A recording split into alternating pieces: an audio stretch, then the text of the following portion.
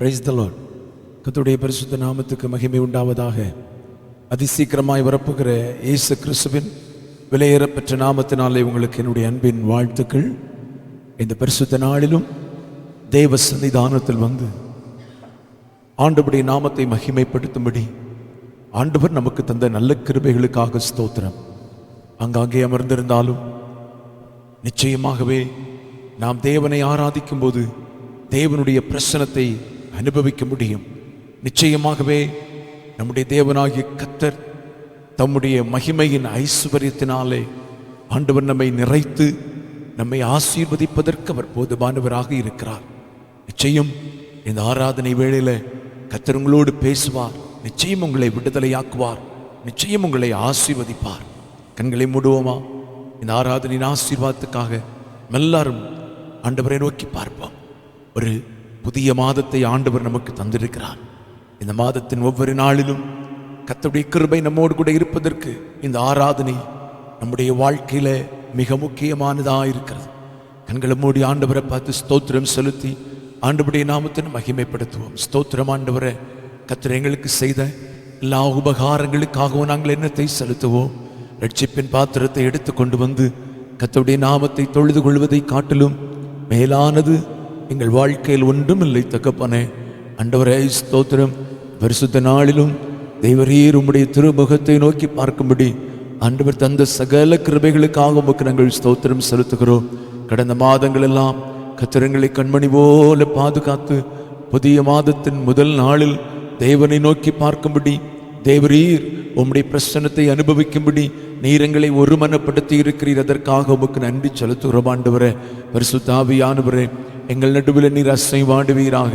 பரிசுத்த ஆவியானவரே, மகிமையான வல்லமையோடு எங்கள் நடுவில் இறங்கி வந்து உம்முடைய கிரியைகளை நீர் வெளிப்படுத்தும்படியாக நாங்கள் ஜெபிக்கிறோம். ஆண்டவரே, ஒருவரும் செய்யக்கூடாத பெரிய காரியங்களை செய்கிற என் தேவனாகிய கர்த்தருடைய மகிமையின் பிரசன்னத்தை ஆண்டவரே ஸ்தோத்திரம். ஆண்டவரே, இந்த நாளில் நாங்கள் அனுபவிக்கத்தக்கதாக ஆவியானவர் எங்களுக்கு கிருபை தரும்படியாக நாங்கள் ஜெபிக்கிறோம். ஆண்டவரே, ஹல்லேலூயா, ஹல்லேலூயா, ஹல்லேலூயா, ஹல்லேலூயா, ஹல்லேலூயா. உம்முடைய பிரசன்னத்தை நாங்கள் வரவேற்கிறோம். உம்முடைய மகிமையை நாங்கள் வரவேற்கிறோம். உம்முடைய வல்லமையை நாங்கள் வரவேற்கிறோம். உம்முடைய அபிஷேகத்தை நாங்கள் வரவேற்கிறோம். உம்முடைய விடுதலைகளை நாங்கள் எதிர்பார்க்கிறோம். பரிசுத்த ஆவியானவர் மகிமையாய் இறங்கி வாரும். மகிமையான காரியங்களை செய்ய வேண்டுமே என்று சொல்லி நாங்கள் ஜெபிக்கிறோம். அப்பா தகப்பனே ஸ்தோத்திரம். எந்த சூழ்நிலையிலும் எங்களோடு கூட இருக்கிறவர் இன்றைக்கும் எங்கள் நடுவில் இறங்கி வந்து பலத்த காரியங்களை செய்யுங்க. எங்களோடு இணைந்து ஆங்காங்கே அமர்ந்து கொண்டு தேவனை ஆராதிக்கிற என் பிள்ளைகள் ஒவ்வொரு மேலும் பரிசுத்த ஆவியானவருடைய வல்லமை வெளிப்படும்படியாக நாங்கள் ஜெபிக்கிறோம். பரிசுத்த ஆவியானவருடைய அபிஷேகம் வெளிப்படட்டும். அற்புதங்கள் வெளிப்படட்டும். வியாதியோடு இருக்கிற பிள்ளைகளை கர்த்தர் சுகமாக்கும். கட்டுகளோடு இருக்கிற பிள்ளைகளுடைய கட்டுகளை கர்த்தர் நிர்மூலம் பண்ணும். பரிசுத்த ஆவியானவரே, உம்முடைய அக்கினியை இன்றைக்கு நீர் வெளிப்படுத்தும்படியாக நாங்கள் ஜெபிக்கிறோம். ஆண்டவரே கர்த்தாவே, ஒரு மனதின் ஆவியை தாரும். துதித்து பாடி ஆண்டவருடைய நாமத்தை மகிமைப்படுத்தி ஆண்டவரை ஆராதிக்கும்படி கர்த்தர் உதவி செய்யுங்க. பரலோகத்தின் சந்தோஷத்தையும் பரலோகத்தின் மகிழ்ச்சியும் அனுபவிக்கும் நாளாயிருக்கு கர்த்தர் உதவி செய்யுங்க. ஆண்டவரை அட்டன் பண்ணுகிற ஒவ்வொரு பிள்ளைகளையும் கர்த்தாவே ஸ்தோத்திரம் ஆண்டவரை பலப்படுத்துங்க. அட்டன் பண்ணுகிற ஒவ்வொருவருக்கும் கர்த்தர் இன்றைக்கு பகல் வேளை ஒரு ஆசீர்வாதத்தின் வேளையாய் மாற்றும். நடத்துகிற பிள்ளைகள் மேலும் உடைய கிருபை இருக்கட்டும். ஒரு புது அபிஷேகம் உண்டாகும்படியாக நாங்கள் ஜெபிக்கிறோம். ஒரு மனது ஆவியை தாரும். துவக்க முதல் முடிய மட்டும் உம்முடைய பிரசன்னம் எங்களோடு கூட இருக்க, உங்களுடைய மகிமை எங்களோடு கூட இருக்க ஆண்டவரே உம்முடைய கரங்களில் ஒப்பு கொடுத்து நாங்கள் ஜெபிக்கிறோம். ஆண்டவரே உங்க நாமத்தை மகிமைப்படுத்தும். இயேசுவின் நாமத்தில் ஜெபிக்கிறோம். ஜெபங்களும் நல்ல பிதாவே, ஆமென். ஹல்லேலூயா, ஹல்லேலூயா, ஹல்லேலூயா. ஹல்லேலூயா.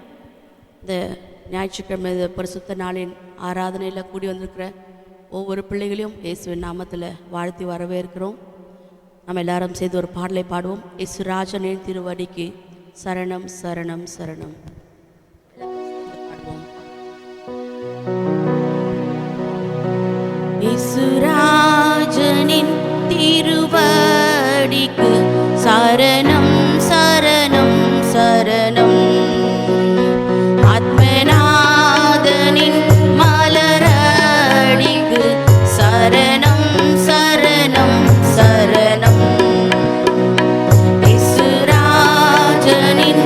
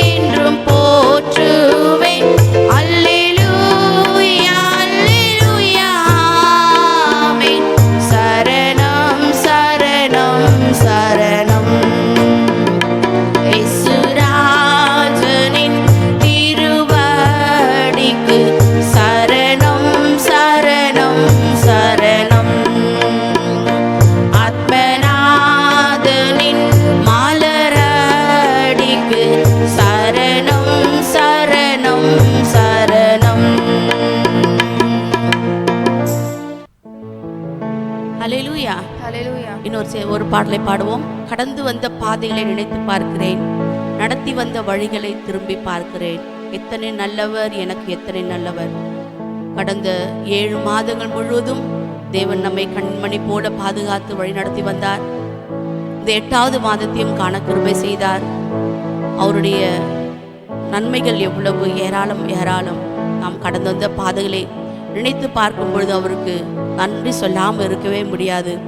அவர் நமக்கு எவ்வளவு நல்லவராய், அவருக்கு எவ்வளவு நன்மை செய்கிறவராய் இருந்திருக்கிறார் என்பதை நினைத்து பார்க்கும் பொழுது மிகுந்த ஆச்சரியமான காரியம். நம்ம எல்லாரும் உள்ளத்தில் ஆழத்திலிருந்து இந்த பாடலை பாடுவோம். கடந்து வந்த பாதைகளை நினைத்து பார்க்கிறேன், நடத்தி வந்த வழிகளை திரும்பி பார்க்கிறேன்.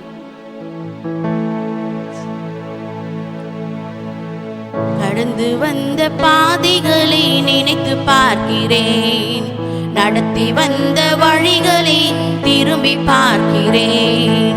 கடந்து வந்த பாதைகளை நினைத்து பார்க்கிறேன், நடத்தி வந்த வழிகளை திரும்பி பார்க்கிறேன். எத்தனை நல்லவர், எனக்கு எத்தனை நல்லவர், எத்தனை நல்லவர், எனக்கு எத்தனை நல்லவர், எத்தனை நல்லவர், எனக்கு எத்தனை நல்லவர், எத்தனை நல்லவர், எனக்கு எத்தனை நல்லவர். கடந்து வந்த பாதைகளை நினைத்து பார்க்கிறேன், நடத்தி வந்த வழிகளை திரும்பி பார்க்கிறேன். கடந்து வந்த பாதைகளை நினைத்து பார்க்கிறேன், நடத்தி வந்த வழிகளை திரும்பி பார்க்கிறேன். தனிமையில் நான் அழுத போது யாரும் வரல, அழாதே என்று சொல்லி யாரும் தேற்றல. தனிமையில் நான் அழுத போது யாரும் வரல, அழாதே என்று சொல்லி யாரும் தேற்றல. கவலைப்படாதே உனக்கு நான் இருக்கிறேன், கவலைப்படாதே உனக்கு நான் இருக்கிறேன் என்று சொன்னவர் என்னை சுவருவரே, என்று சொன்னவர் என்னை சுவருவரே. எத்தனை நல்லவர், எனக்கு எத்தனை நல்லவர், எத்தனை நல்லவர், எனக்கு எத்தனை நல்லவர், எத்தனை நல்லவர், எனக்கு எத்தனை நல்லவர், எத்தனை நல்லவர், எனக்கு எத்தனை நல்லவர். கடந்து வந்த பாதைகளை நினைத்து பார்க்கிறேன், நடத்தி வந்த வழிகளை திரும்பி பார்க்கிறேன். கடந்து வந்த பாதைகளை நினைத்து பார்க்கிறேன், நடத்தி வந்த வழிகளை திரும்பி பார்க்கிறேன். சத்துருக்கள் தீமை செய்ய நினைக்கும் போதெல்லாம் நன்மையாகவும் எனக்கு மாற்றி தந்தீரே. சத்துருக்கள் தீமை செய்ய நினைக்கும் போதெல்லாம் அதை நன்மையாகவும் எனக்கு மாற்றி தந்தீரே.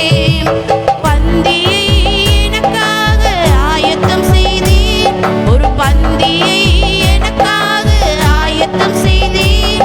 என் தலையையும் எண்ணெயால் அபிஷேகம் செய்தீர், என் தலையையும் எண்ணெயால் அபிஷேகம் செய்தீர். எத்தனை நல்லவர், எனக்கு எத்தனை நல்லவர், எத்தனை நல்லவர், எனக்கு எத்தனை நல்லவர், எத்தனை நல்லவர், எத்தனை நல்லவர், எத்தனை நல்லவர், எனக்கு எத்தனை நல்லவர். கடந்து வந்த பாதைகளை நினைத்து பார்க்கிறேன், நடத்தி வந்த வழிகளை திரும்பி பார்க்கிறேன்.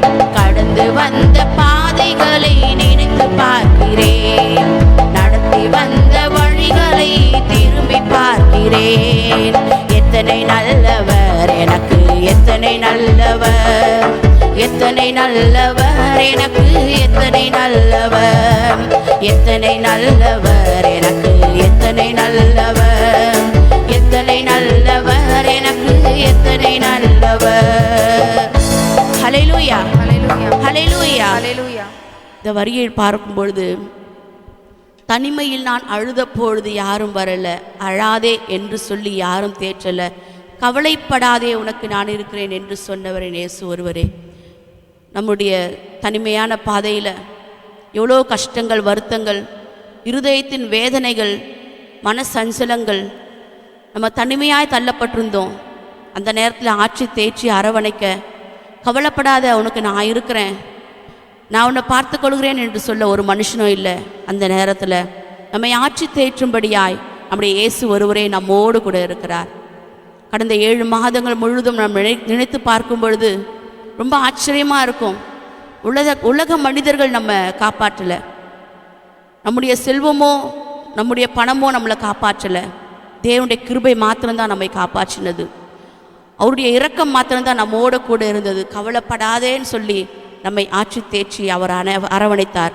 ஒரு விசை கூட இந்த சரணத்தை நம்ம பாடுவோம். தனிமையில் நான் அழுத பொழுது யாரும் வரல. எல்லாரும் சேர்ந்து பாடுவோம். தனிமையில் நான் அழுத போது யாரும் வரல, அழாதே என்று சொல்லி யாரும் தேற்றல. தனிமையில் நான் அழுத போது யாரும் வரல, அழாதே என்று சொல்லி யாரும் தேற்றல.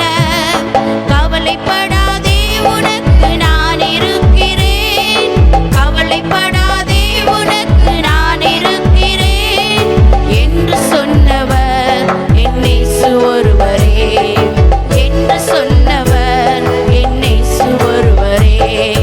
எத்தனை நல்லவர் எனக்கு, எத்தனை நல்லவர், எத்தனை நல்லவர் எனக்கு, எத்தனை நல்லவர், எத்தனை நல்லவர் எனக்கு, எத்தனை நல்லவர், எத்தனை நல்லவர் எனக்கு, எத்தனை நல்லவர்.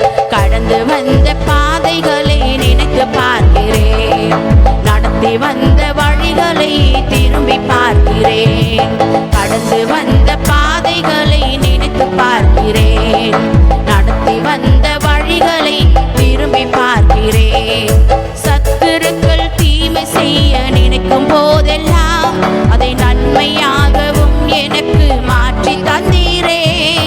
சத்துருக்கள் தீமை செய்ய நினைக்கும் போதெல்லாம் அதை நன்மையாகவும் எனக்கு மாற்றி தந்தீரே.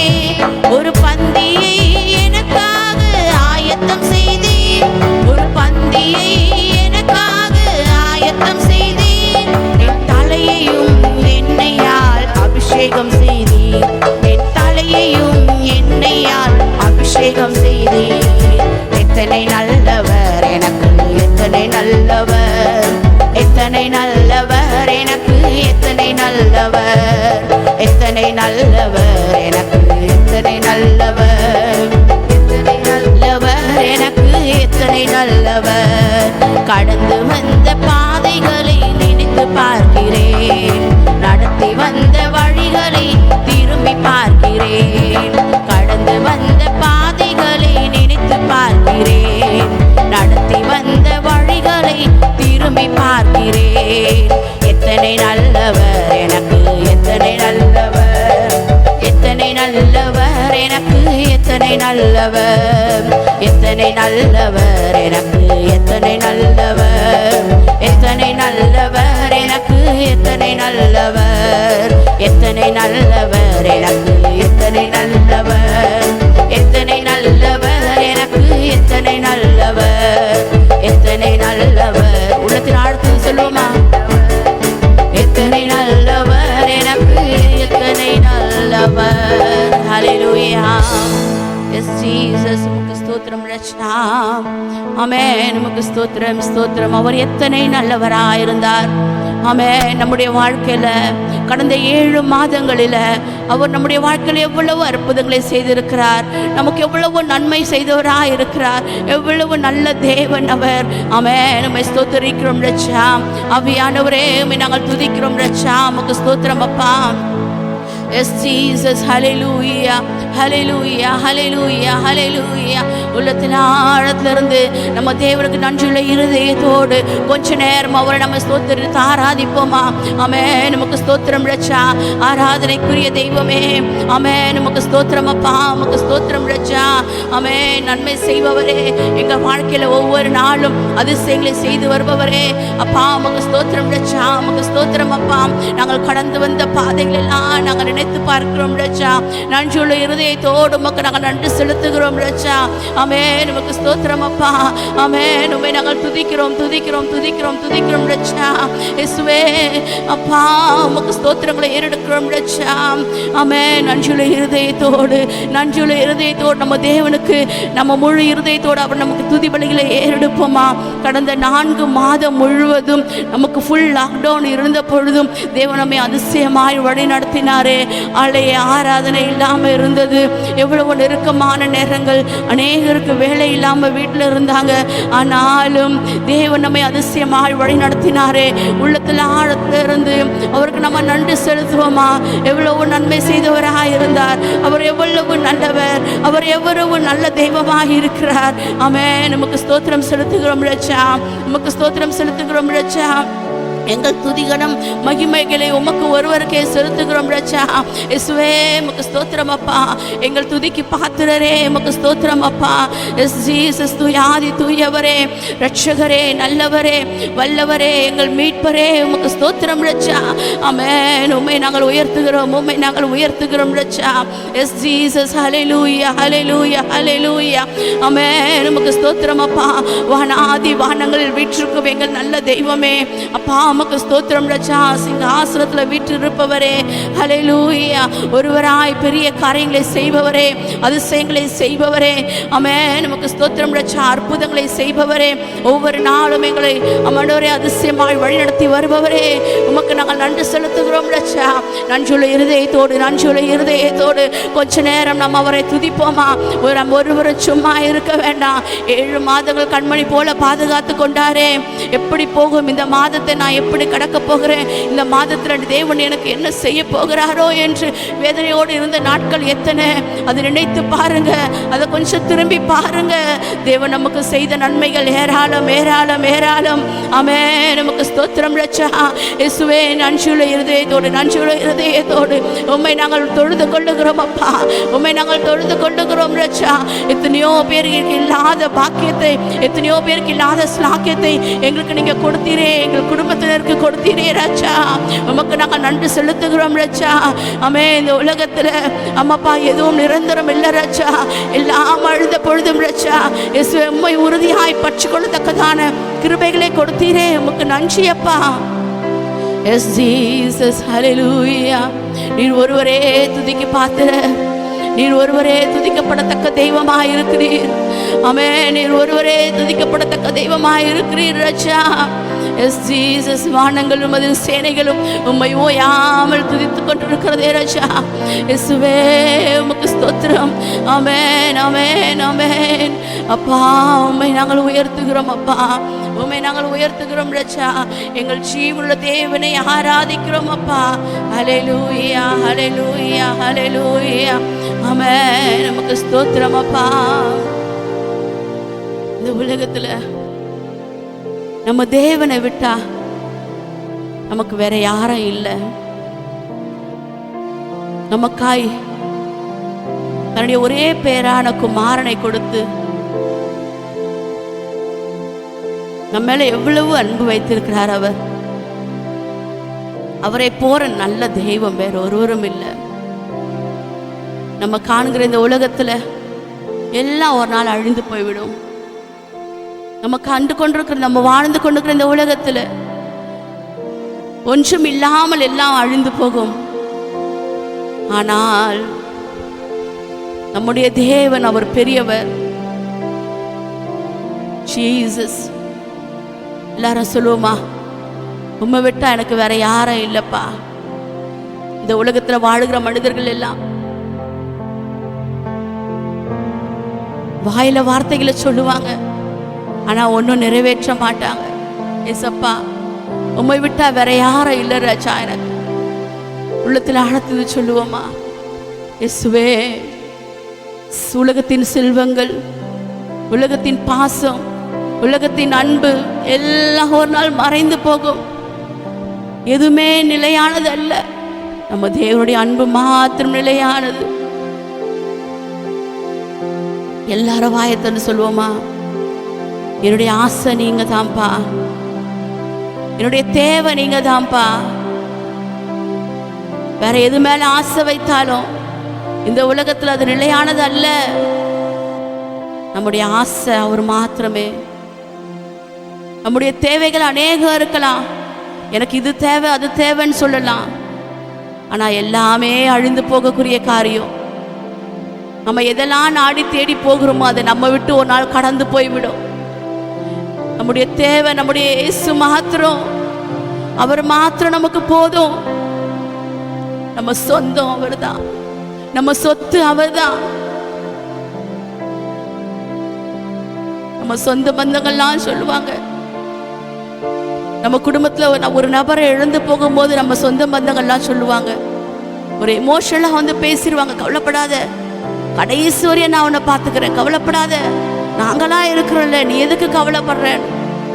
ஆனா அந்த வார்த்தைக்கு உண்மையான அதிகாரம் கொண்டவர் நம்ம இயேசு மாத்திரமே. அந்த வார்த்தைகளுக்கு உண்மையான சொந்தக்காரர் நம்ம இயேசு மாத்திரமே. எல்லாரும் சேர்ந்து சொல்லுவோமா? ஏன் ஆசை நீங்கப்பா, ஏன் தேவை நீங்கப்பா, ஏன் சொத்து நீங்கப்பா, ஏன் சொந்த நீங்கப்பா, ஏன் ஆசை நீங்கப்பா, ஏன் தேவை நீங்கப்பா, ஏன் சொத்து நீங்கப்பா, ஏன் சொந்த நீங்கப்பா. எனக்கு உம்மை விட்டா யாரும் இல்லப்பா, உங்க அன்பை விட்டா எதுவும் இல்லப்பா. எனக்கு உம்மை விட்டா யாரும் இல்லப்பா, உங்க அன்பை விட்டா எதுவும் இல்லப்பா. ஏன் ஆசை நீங்கப்பா, ஏன் தேவை நீங்கப்பா, ஏன் சொத்து நீங்கப்பா, ஏன் சொந்த நீங்கப்பா. ஏன் ஆசை நீங்கப்பா, ஏன் தேவை நீங்கப்பா, ஏன் சொத்து நீங்கப்பா, ஏன் சொந்த நீங்கப்பா. காண்கின்ற எல்லாம் ஒரு நாள் கரைந்து போகுமே, தொடுகின்ற எல்லாம் ஒரு நாள் தொலைந்து போகுமே. காண்கின்ற எல்லாம் ஒரு நாள் கரைந்து போகுமே, தொடுகின்ற எல்லாம் ஒரு நாள் தொலைந்து போகுமே. என் ஆசை நீங்கப்பா, என் தேவை நீங்கப்பா, என் சொத்து நீங்கப்பா, என் சொந்த நீங்கப்பா. என் ஆசை நீங்கப்பா, என் தேவை நீங்கப்பா, என் சொத்து நீங்கப்பா, என் சொந்த நீங்கப்பா. எனக்கு உம்மை விட்டா யாரும் இல்லப்பா, உங்க அன்பை விட்டா எதுவும் இல்லப்பா. எனக்கு உம்மை விட்டா யாரும் இல்லப்பா, உங்க அன்பை விட்டா எதுவும் இல்லப்பா. ஏன் ஆசை நீங்கப்பா, ஏன் தேவை நீங்கப்பா, ஏன் சொத்து நீங்கப்பா, ஏன் சொந்த நீங்கப்பா. ஏன் ஆசை நீங்கப்பா, ஏன் தேவை நீங்கப்பா, ஏன் சொத்து நீங்கப்பா, ஏன் சொந்த நீங்கப்பா. உலகத்தின் செல்வம் எல்லாம் நிலையாய் நிற்குமோ, அழியாத செல்வம் நீரே போதும் இயேசுவே. உலகத்தின் செல்வம் எல்லாம் நிலையாய் நிற்குமோ, அழியாத செல்வம் நீரே போதும் இயேசுவே. என் ஆசை நீங்கப்பா, என் தேவை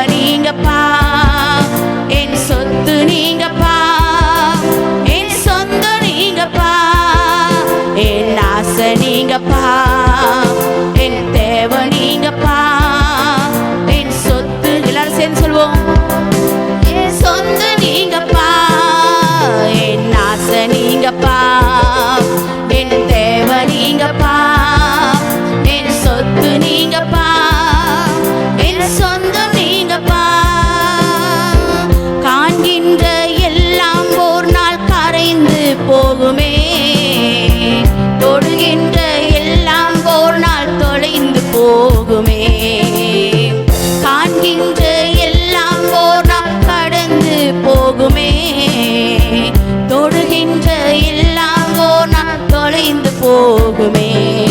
என் ஆசை நீங்கப்பா, என் தேவை நீங்கப்பா, என் சொத்து நீங்கப்பா, என் சொந்த நீங்கப்பா.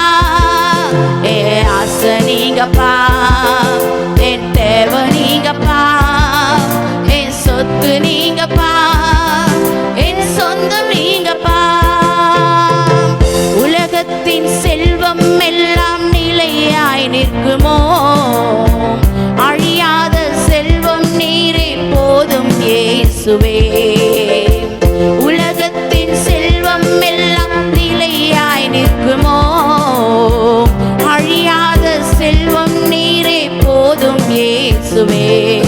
என் ஆசை நீங்கப்பா, என் தேவை நீங்கப்பா, என் சொத்து நீங்கப்பா, என் சொந்த நீங்கப்பா. என் ஆசை நீங்கப்பா, என் தேவை நீங்கப்பா, என் சொத்து நீங்கப்பா, என் சொந்தம் நீங்கப்பா.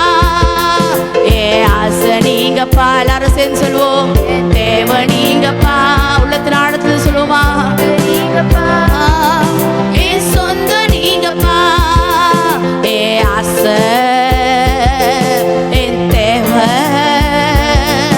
என் சொத்து, என் சொந்தமே. என் ஆசை,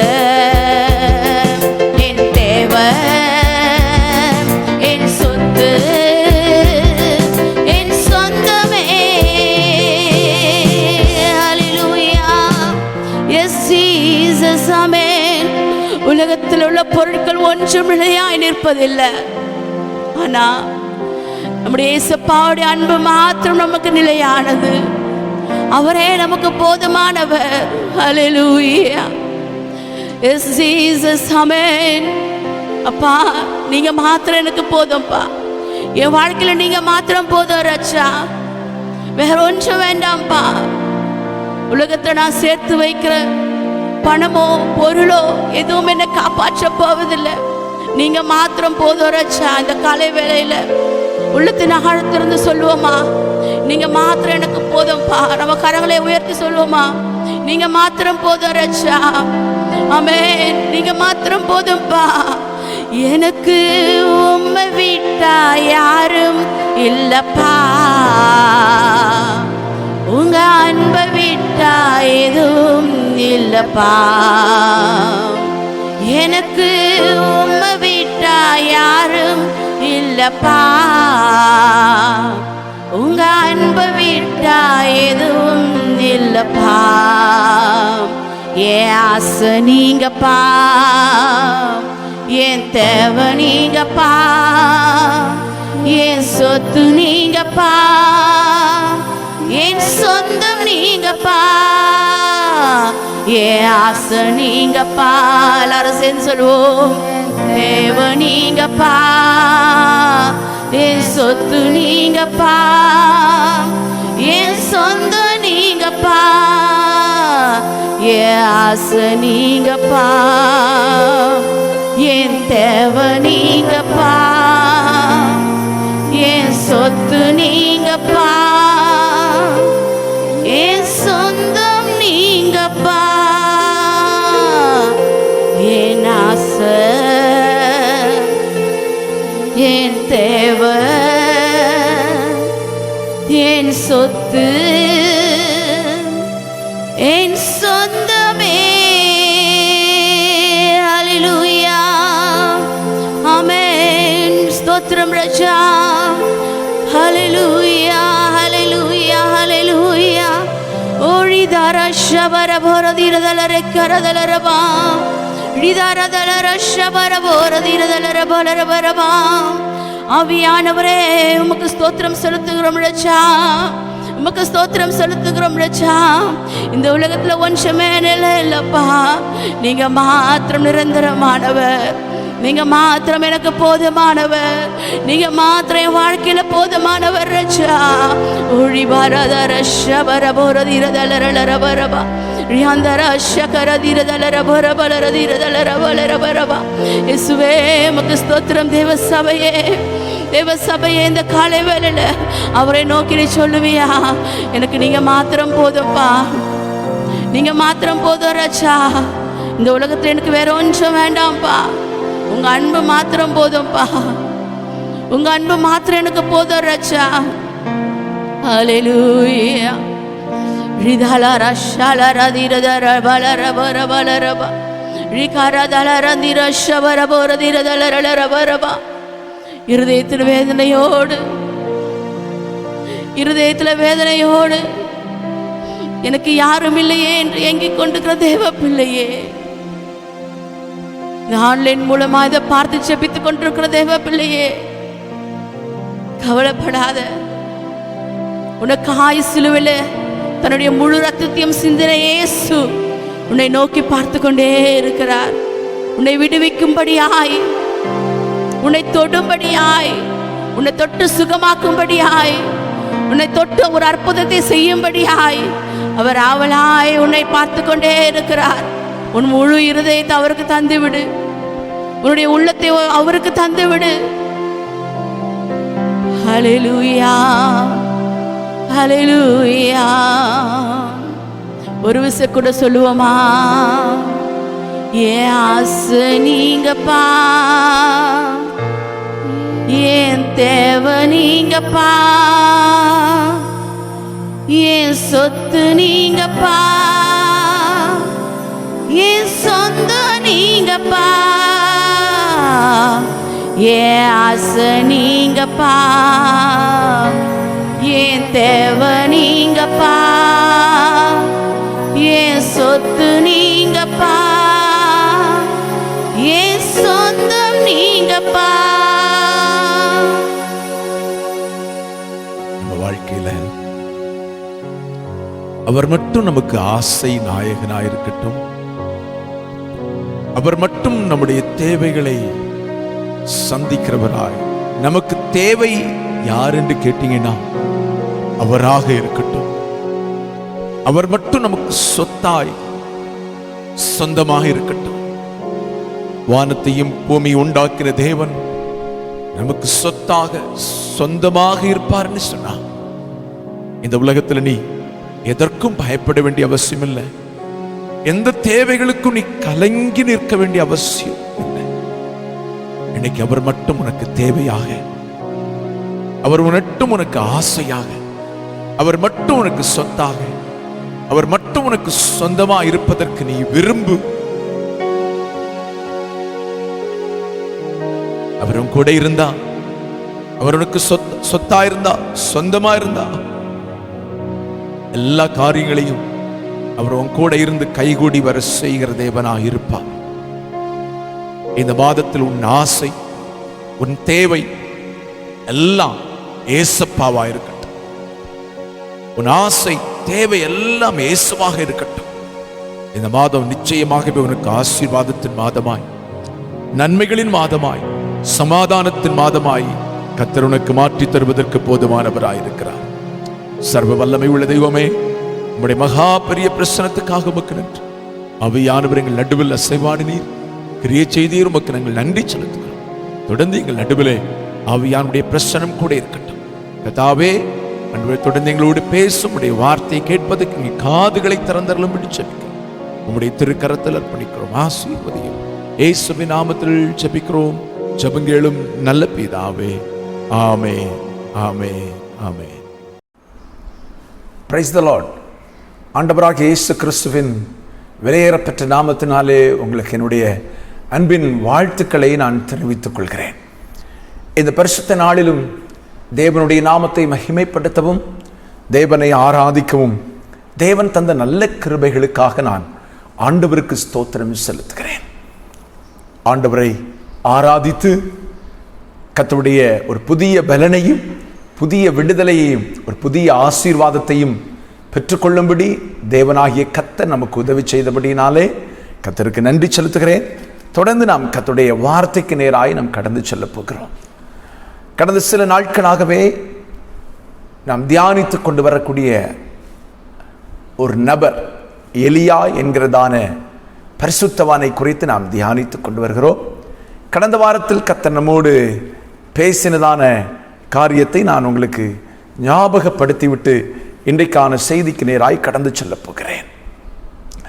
வேதம் சொல்லுகிறது, 2 ராஜாக்களின் புஸ்தகம் 2வது அதிகாரம் 11ஆம் வசனம் சொல்லுகிறது, அவர்கள் பேசிக்கொண்டு நடந்து போகையில் எலியாவும் எலிசாவும் பேசிக்கொண்டே நடந்து போய் கொண்டிருக்கும் போது, இதோ அக்கினி ரதமும் அக்கினி குதிரைகளும் அவர்கள் நடுவாக வந்து இருவரையும் பிரித்து, எலியா சுழல் காற்றிலே பரலோகத்துக்கு ஏறிப்போனான். எலியா சுழல் காற்றிலே பரலோகத்துக்கு ஏறிப்போனான் என்று வேதத்தில் சொல்லப்பட்டிருக்கிறது. எலியா சுழல் காற்றிலே ஏறி போனதான அந்த காலம் இஸ்ரவேலின் ஜனங்களின் நிலை, தேவனை விட்டு அவர்கள் தூரம் போய் பாகால்களை வணங்கி துன்மார்க்கமான ஒரு வாழ்க்கை வாழ்ந்து ஆவிக்குரிய நாட்டமே இல்லாத காலத்தில் தான் ஆண்டவர் எலியாவை பரலோகத்துக்கு எடுத்துக்கொண்டார். 2 காரியங்கள் உங்களுக்கு சொன்னேன். மறுமையை பற்றியும் நித்திய ஜீவனை பற்றியும் நினைக்காமல் மனம் போல வாழ்ந்து கொண்டிருந்த மக்களுக்கு மறுமையை பற்றியும் நித்திய ஜீவனை பற்றியும் பரலோக ராஜ்யத்தை பற்றியும் மரித்த பின்பு ஒரு ஜீவன் உண்டு என்பதை பற்றியும் புரிந்து கொள்வதற்காக, ஜனங்கள் புரிந்து கொள்ள வேண்டும் என்பதற்காக அவர்கள் நடுவிலிருந்து ஒரு பரிசுத்தவானை ஆண்டவர் பரலோகத்துக்கு எடுத்துக்கொண்டார். 2வது, இஸ்ரவேலின் ஜனங்களின் பெரும்பாலான பேர் விக்கிரகங்களை பின்பற்றினார்கள். கொஞ்ச கூட்ட ஜனங்கள் தேவனை பின்பற்றினார்கள்.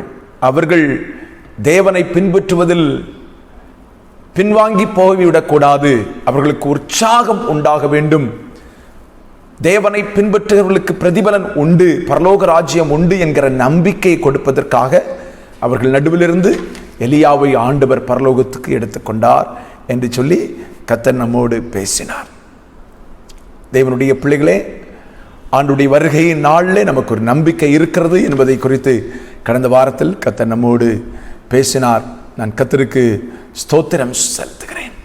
நம்முடைய வாழ்க்கை இஸ்ரவேல் ஜனங்களைப் போல குந்தி குந்தி நடக்கும் நிலை அல்ல. எல்லா நிலைமையிலும் எலியாவை ஜனங்கள் புறக்கணித்த போதும், ராஜா கொலை செய்ய தேடின போதும் கர்த்தருக்காக உண்மையாய் நின்று உத்தமமாய் ஆண்டவருடைய நாமத்தை மகிமைப்படுத்தி வாழ்ந்த எலியாவை போல வாழ்ந்து பரலோகத்துக்கு போக வேண்டும் என்பதை குறித்தான் கர்த்தர் நம்மோடு பேசினார். இன்றைக்கும் அதனுடைய தொடர்ச்சியாக நாம் பார்க்க போகிறோம். இந்த எலியா தீர்க்கதரிசி பரலோகத்துக்கு எடுத்துக்கொள்ளப்படுவதற்கு முன்பு அவர் 4 இடங்களை கடந்து போனதாக வேதத்தில் சொல்லப்பட்டிருக்கிறது. தேவனுடைய பிள்ளைகளாகி நாம் பரலோக ராஜ்யத்துக்கு போவதற்கு முன்பதாக இந்த 4 நிலைகளையும், இந்த 4 இடத்தின் அனுபவங்களையும் கடந்து போக வேண்டியது மிக அவசியம் என்பதைத்தான் அந்த வசனங்கள் நமக்கு சொல்லப்பட்டிருக்கிறது. வேதத்திலே நான் வாசிக்கும் போது 2 ராஜாக்களின் புஸ்தகம் 2வது அதிகாரத்தில் சொல்லப்பட்டிருக்கிறது. 1வது வசனம் சொல்கிறது, கர்த்தர் எலியாவை சுழல் காற்றிலே பரலோகத்துக்கு எடுத்துக்கொள்ளப்படுகிற போது எலியா எலிசாவோட கில்காலிலிருந்து புறப்பட்டான். அவன் பரலோக ராஜ்யத்துக்கு எலியா தீர்க்கதரிசி அக்கினிமயமான ரதங்கள் வந்தது, அக்கினிமயமான குதிரைகள் வந்தது. இவைகள் நடுவிலே அவர்களோடு சேர்ந்து பரலோக ராஜ்யத்துக்கு எடுத்துக்கொள்ளப்பட்டான் என்று சொல்லி வேதத்தில் சொல்லப்பட்டிருக்கிறது.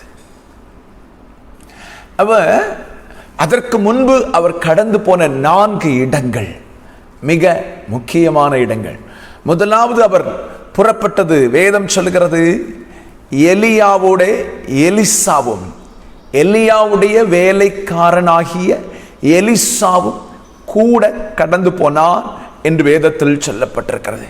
அப்ப முதலாவது இவர்கள் கில்காலிலிருந்து புறப்பட்டார்கள். அப்ப தேவனுடைய பிள்ளைகளாகிய நாம் இயேசு கிறிஸ்துவுடைய வருகையை எதிர்நோக்கி கொண்டிருக்கிறோம். எக்கால சத்தம் தொனிக்கும், திரளான தேவதூதர்கள் வருவார்கள்.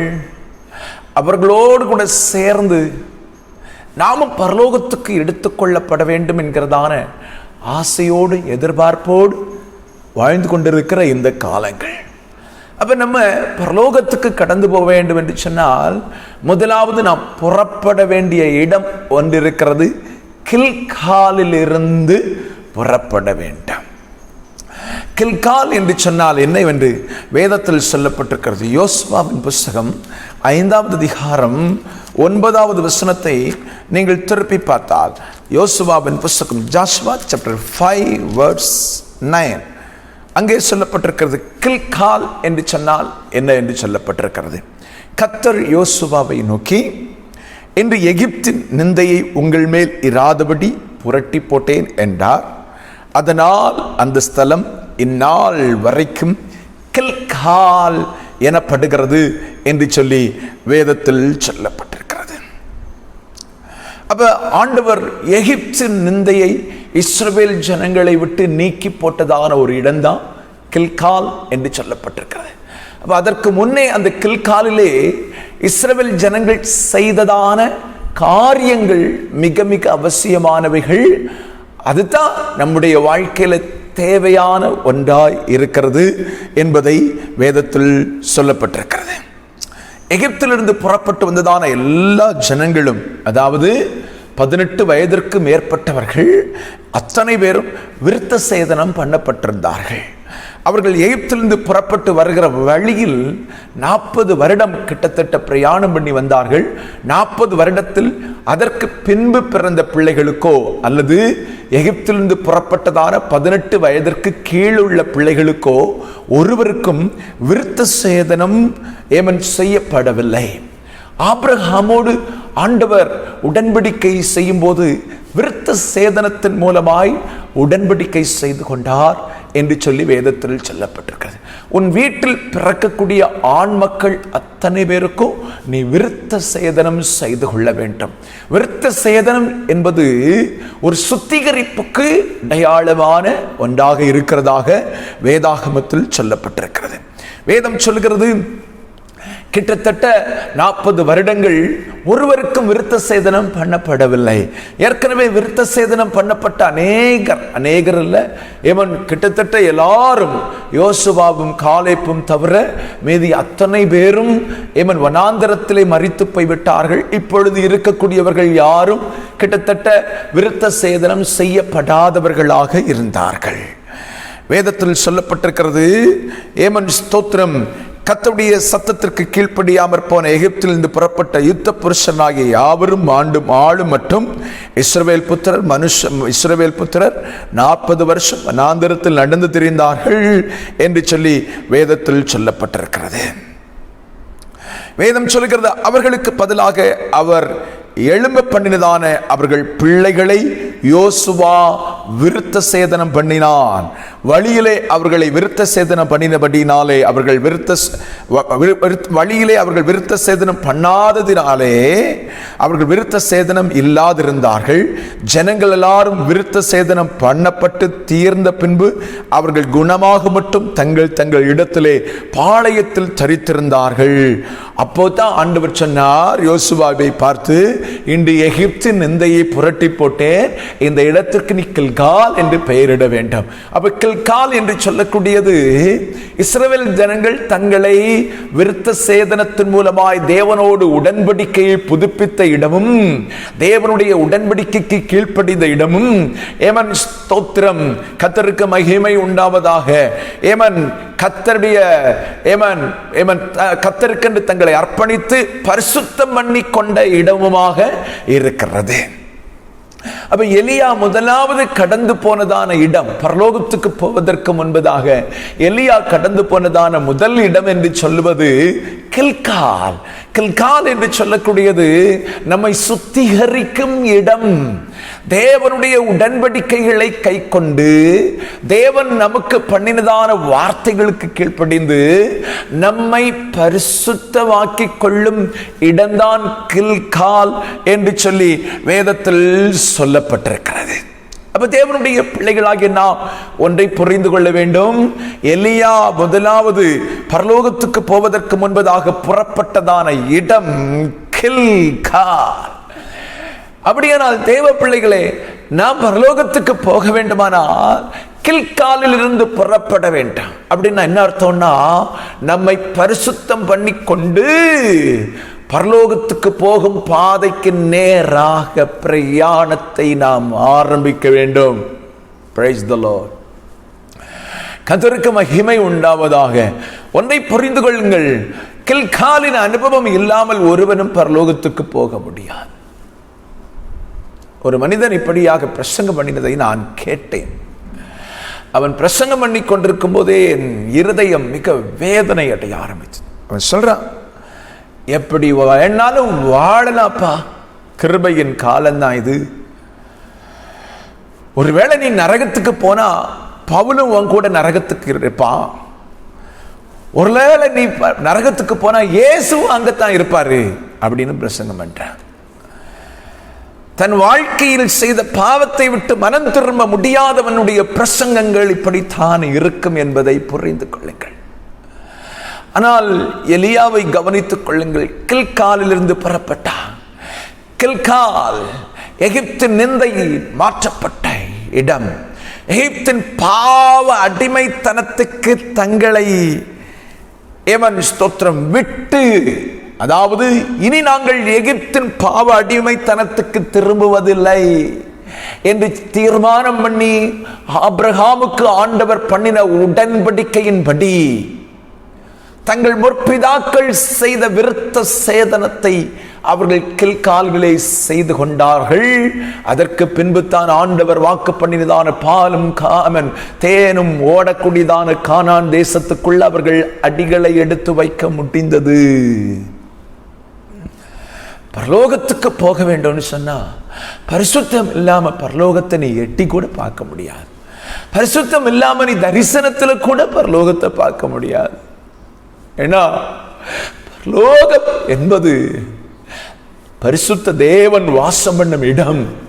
பரிசுத்த தேவன் வாசம் பண்ணும் இடம்.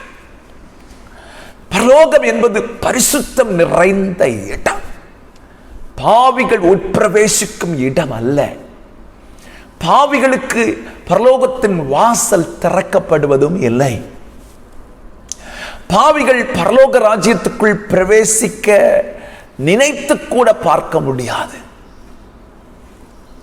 அது தேவ பிரசன்னத்தினால், தேவ மகிமையினாலும், தேவனுடைய பரிசுத்தத்தினாலும் நிறைந்திருக்கிற இடமாக இருக்கிறபடியினாலே பாவிகள் அங்கே பிரவேசிப்பது இல்லை.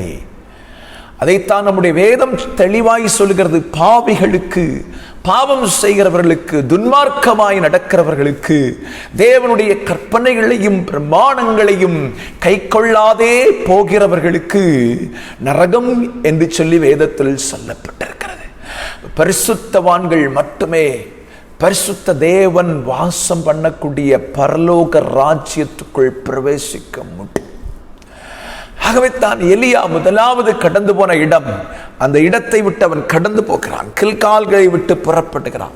பரிசுத்தத்தை அவன் தன் வாழ்க்கையிலே சரியாக கடைபிடித்துக் கொண்டு தான் பரலோகம் போகும் பாதைக்கு அடுத்த படிகளை எடுத்து வைக்க முடிகிறது. நீ பரிசுத்தம் அடையவில்லை, எனக்கு பரலோகம் வேண்டும் என்று சொன்னால் அதனுடைய ஆசை மட்டுமே இருக்குமே தவிர அது நிறைவேறும் ஆசையாய் மாறுவதில்லை. தேவனுடைய ஜனமே, பரிசுத்தம்தான் பரலோகத்துக்கு போகும் முதல் அடி என்பதை, முதல் ஸ்டெப் என்பதை தேவ பிள்ளைகள் நீங்கள் புரிந்து கொண்டால் மிக நன்றாயிருக்கும். அப்ப நீ பரலோகத்துக்கு போனோம்னா கில்காலில் இருந்து புறப்படணும். கில்காலிலே செய்ய வேண்டிய காரியத்தை நீ செய்ய வேண்டும். இன்றைக்கு நீ கில்காலிலே நின்று கொண்டிருப்பதல்ல, கில்காலில் நீ செய்ய வேண்டியது என்ன? உன்னை சுத்திகரித்துக் கொள்ள வேண்டும். இதுவரைக்கும் உன் உலகத்தில் இருந்து உன்னை அமிழ்த்தி கொண்டு வந்த பாவங்கள், உலகம் உன்னை அடிமைப்படுத்தி வைத்திருந்த பாவங்கள், எகிப்து நிந்தை அதுதான். எகிப்தின் அடிமைத்தன பாவங்கள், பழக்கங்கள் உன்னை விட்டு நீக்கப்பட்டு உன்னை சுத்திகரிப்பதற்கு கில்காலிலே கொண்டு வந்து நிறுத்து. முதலாவது இங்கே ஆண்டவருடைய சமூகத்தில் உன்னை சுத்திகரிப்பதற்கு உன்னை ஒப்புக்கொண்டு உன் பாவங்களை அறிக்கையிட்டார். எல்லா அநியாயங்களையும் நீக்கி உன்னை சுத்திகரிப்பதற்கு என் ஆண்டவராகிய இயேசு கிறிஸ்து உண்மையும் நீதியும் உள்ளவர் என்று வேதம் சொல்லுகிறதே.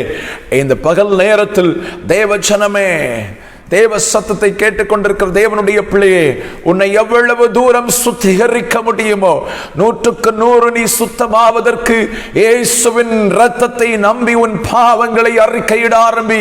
ஆண்டவராகிய இயேசு உன் மேல் இருக்கிற எகிப்தின் நிந்தை, உலகத்தின் அடிமைத்தனம், உலகத்தின் பாவம், உன்னை இதுவரைக்கும் பின்பற்றி வந்ததான பாவ சுபாவங்கள், பாவ பழக்கங்கள், உன்னை அசுத்தத்துக்குள் வைத்திருக்கிறதான அடிமைத்தனத்தின் காரியங்களை எல்லாவற்றையும் நீக்கி உன்னை பரிசுத்தப்படுத்தி சுத்திகரித்து கில்காலிலிருந்து மறுபடி தொடர்ந்து பரிசுத்தமான வாழ்க்கை வாழ்வதற்கும் பரலோகத்துக்கு நேராய் போவதற்கான ஆயத்தமாவதற்கும் உன்னை நடத்துவதற்கு இயேசு போதுமானவராயிருக்கிறார். உன்னை சுத்திகரிக்கிறதுக்கு நீ ஒப்பு கொடுக்க ஆரம்பி.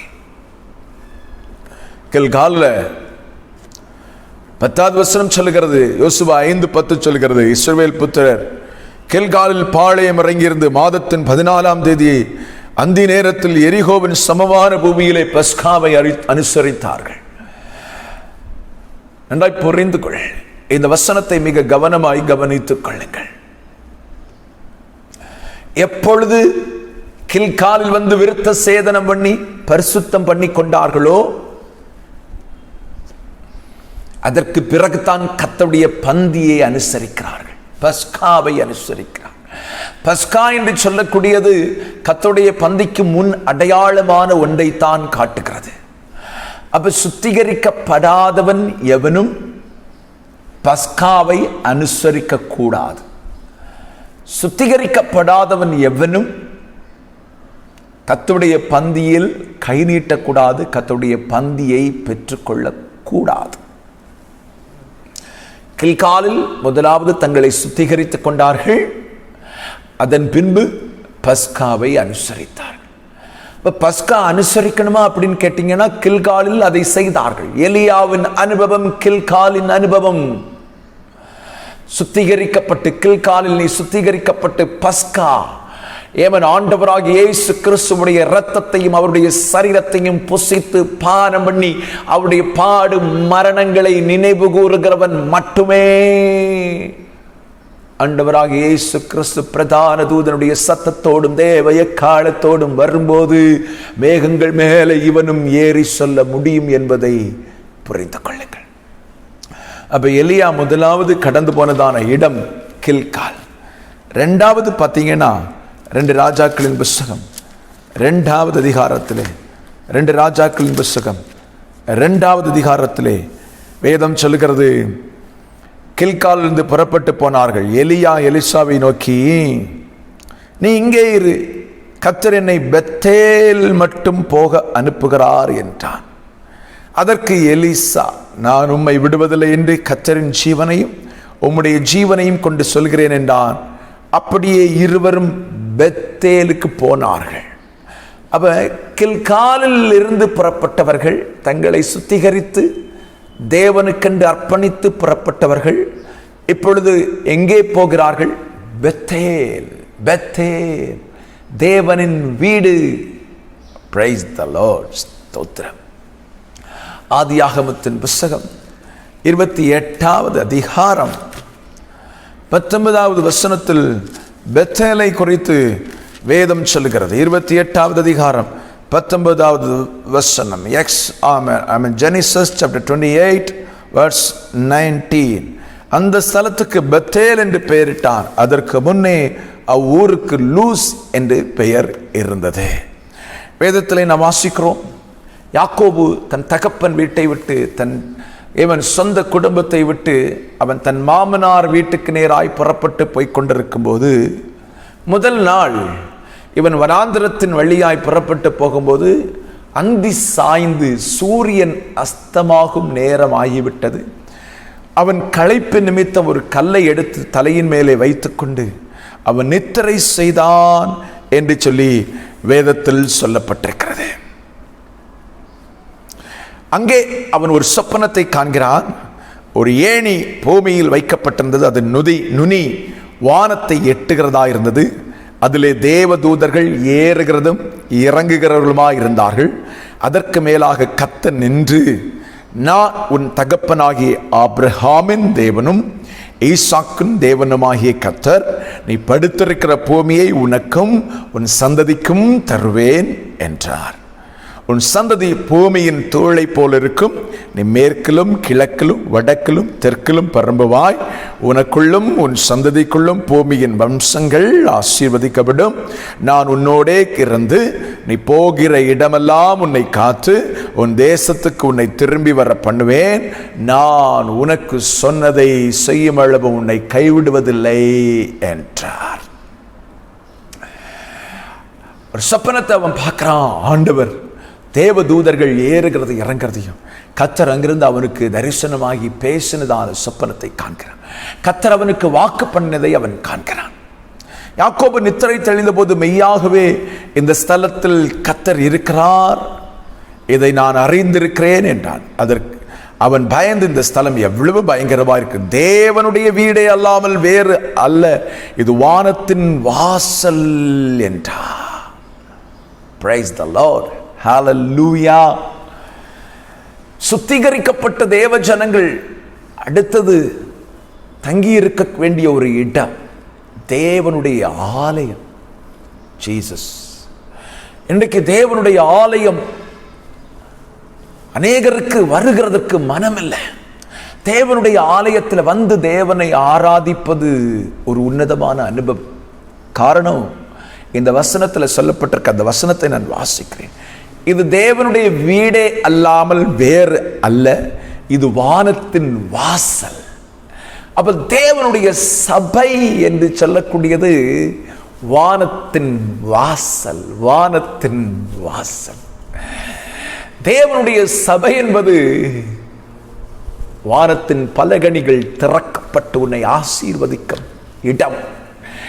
தேவனுடைய சபையில் தேவனை நீ தரிசிக்க முடிகிறது. தேவனுடைய வார்த்தையை, சத்தத்தை கேட்க முடிகிறது. தேவனுடைய சபை உன்னுடைய வாழ்க்கையிலே உன்னை ஒரு புதிய கோணங்களுக்கு நேராக திசை திருப்பி கொண்டு போகிறது. தேவனுடைய சபையில் தான் ஆண்டவர் உன்னோடு பேசக்கூடியதான வாக்கு தத்தங்கள் இருக்கிறது. தேவனுடைய வீடே அல்லாமல் வேறு அல்ல. அந்த இடத்தில் தான் அவன் ஸ்தோத்திரம் ஒரு ஏணி வைக்கப்பட்டிருக்கிறதை அவன் காண்கிறான். தேவ சபைக்கும் பரலோகத்துக்கும் கர்த்தர் ஒரு ஏணியை வச்சிருக்கிறாருங்க. கர்த்தர் சபையை நேசிக்கிறவர் தெரியுமா? கர்த்தர் சபையிலே உலாவி வருகிறவர். கர்த்தருடைய தூதர்கள் ஏமன் ஸ்தோத்திரம் பூமியிலிருந்து ஏறி போகக்கூடிய வாசல் வழி எது என்று சொல்லி நீங்கள் கேட்பீர்கள் என்று சொன்னார். இந்த வசனம் சொல்லுகிறது, கர்த்தருடைய வீடு, கர்த்தரின் ஆலயம்.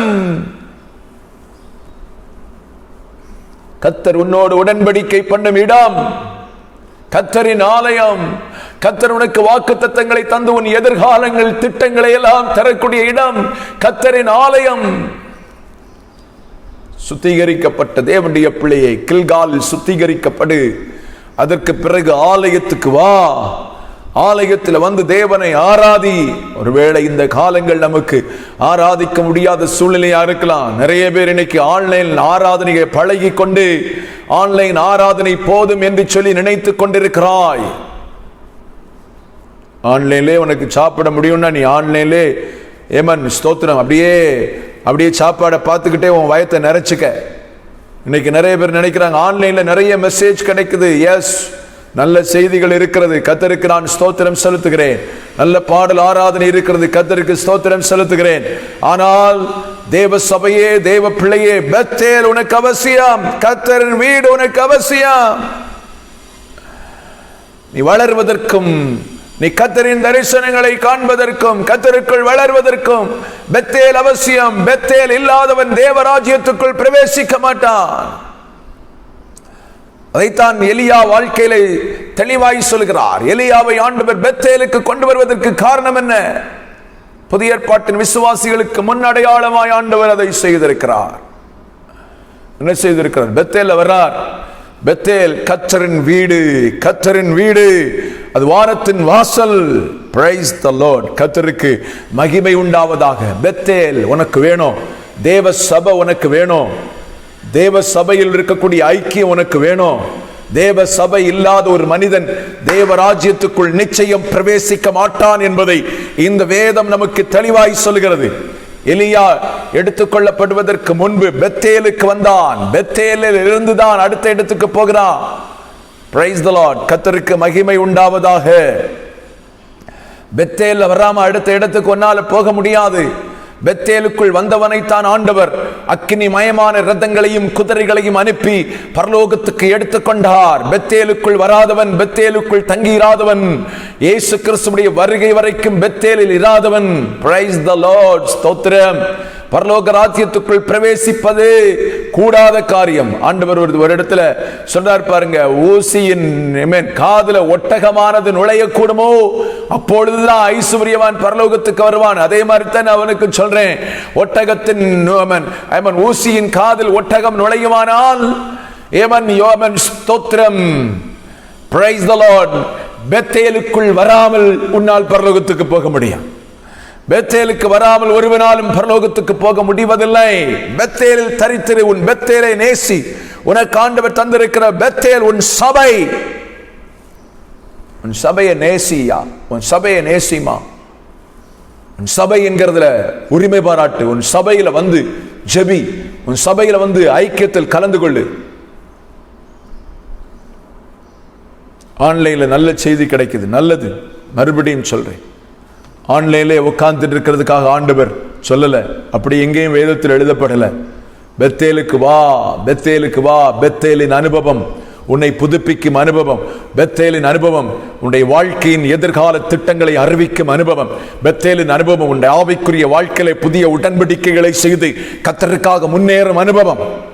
பாருங்க, அடுத்த வசனத்தில் நீங்க பாத்தீங்கன்னா அங்க சொல்லப்பட்டிருக்கிறத நம்ம பார்க்க முடிகிறது. அவன் தேவனை சந்தித்தான், தேவன் அவனுக்கு வாக்குத்தத்தங்களை கொடுத்தார், தேவனுடைய தூதர்கள் ஏறுகிறதையும் இறங்குகிறதையும் அவன் கண்டான். பிரைஸ் தி லார்ட், ஸ்தோத்திரம், ஆமென், ஸ்தோத்திரம். 18வது வசனம் சொல்கிறது, அதிகாலையில் யாக்கோபு எழுந்து தன் தலையின் கீழ் வைத்திருந்த கல்லை எடுத்து அதை தூணாக நிறுத்தி அதன் மேல் எண்ணெய் வார்த்து அந்த ஸ்தலத்துக்கு பெத்தேல் என்று பெயரிட்டார்.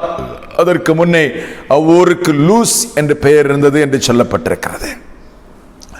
ஆமென், ஸ்தோத்திரம். கடைசியா அவன் அந்த இடத்துல பெத்தேல்ல, ஆமென், வேதத்தில் சொல்லப்பட்டிருக்கிறது, தேவனுக்கு ஒரு பொருத்தனை செய்தான். அப்பொழுது யாக்கோபு, தேவன் என்னோட இருந்து நான் போகிற இந்த வழியிலே என்னை காப்பாற்றி உண்ண ஆகாரமும் உடுக்க வஸ்திரம் எனக்கு தந்து என்னை என் தகப்பன் வீட்டுக்கு சமாதானத்தோட திரும்பி வர பணிவாரானால் கர்த்தர் எனக்கு தேவனாயிருப்பார். நான் நிறுத்தின இந்த தூண், இந்த கல் தேவனுக்கு வீடாகும், தேவரீர் எனக்கு தரும் எல்லாவற்றிலும் உமக்கு தசமபாகம் செலுத்துவேன் என்று பொருத்தனை செய்து கொண்டான்.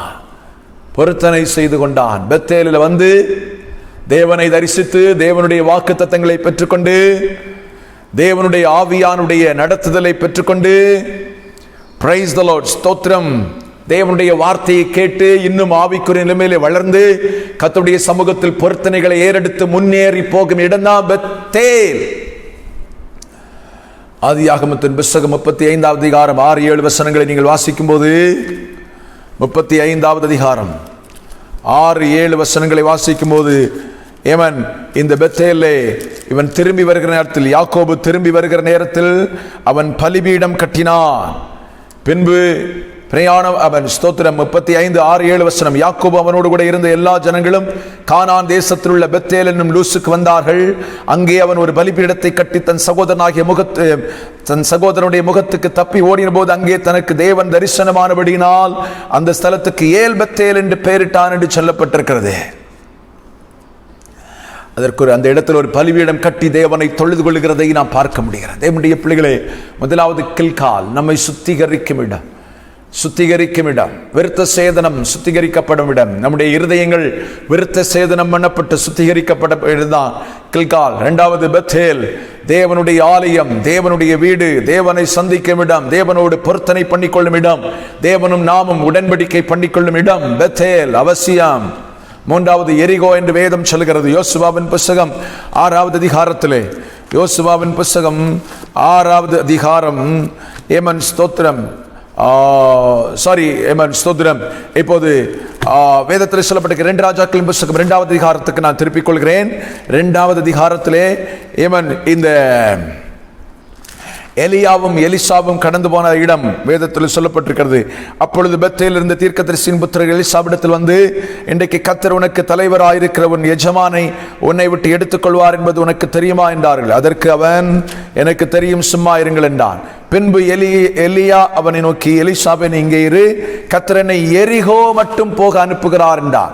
அதற்கு அவன், நான் உம்மை விடுவதில்லை என்று கர்த்தருடைய ஜீவனையும் உம்முடைய ஜீவனையும் கொண்டு சொல்கிறேன் என்றான். அப்படி அவர்கள் எரிகோவுக்கு வந்தார்கள் என்று சொல்லப்பட்டிருக்கிறது. 3வது எலியா எடுத்துக்கொள்ளப்படுவதற்கு முன்பு வந்த இடம் எரிகோ என்று சொல்லப்பட்டிருக்கிறது.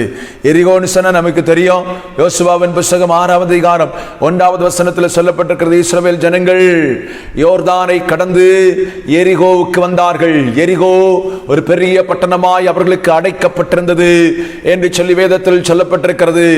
வேதத்தில் சொல்லப்பட்டிருக்கிறது, ஆசாரியர்கள் ஸ்தோத்திரம் எக்காலங்களை எடுத்துக்கொண்டு ஸ்தோத்திரம் யுத்த சன்னதர் எல்லாரும் பின் தண்டிலே போய்கொண்டு வேதத்தில் சொல்லப்பட்டிருக்கிறது, ஸ்தோத்திரம் எரிகோவை சுற்றிலும் எக்காலத்தை ஊதி கர்த்தருடைய நாமத்தை மகிமைப்படுத்தின போது எரிகோ இடிந்து விழுந்தது என்று சொல்லி வேதத்தில் சொல்லப்பட்டிருக்கிறது. கில்கால்ல வந்தாச்சு, நம்ம சுத்திகரிச்சாச்சு. அடுத்தது தேவனுடைய ஆலயத்து பெத்தேலுக்கு வந்தாச்சு. ஆண்டவரை தரிசிக்கிறதுக்கு, ஆண்டவருடைய வாக்குத்தத்தங்களை பெற்றுக்கொள்றதுக்கு, உடன்படிக்கையை பெற்றுக்கொள்றதுக்கு. இப்ப அடுத்தது பரலோகத்துக்கு போகிறவனுடைய வாயில் துதியின் எக்காலம் இருக்க வேண்டாம். Praise the Lord. இன்னைக்கு நிறைய பேர் பரலோகத்துக்கு போறேன்னு சொல்றாங்க. பரலோகத்துக்கு நேராதான் நான் போயிட்டு இருக்கிறேன், நானும் கிறிஸ்தவன் தான், எங்க சபையும் நல்ல சபைதான், கிறிஸ்தவ சபைதான். எஸ், நான் கர்த்தருக்கு ஸ்தோத்திரம் செலுத்துகிறேன். எல்லாம் இருக்கட்டும். உன் நாவில் துதி இல்லாவிட்டால், உன் நாவில் எரிகோவின் அனுபவம் இல்லாவிட்டால் அவனுக்கு பரலோகம் இல்லைமா. கான்ஃபிடென்டா நான் உனக்கு சொல்லுவேன்.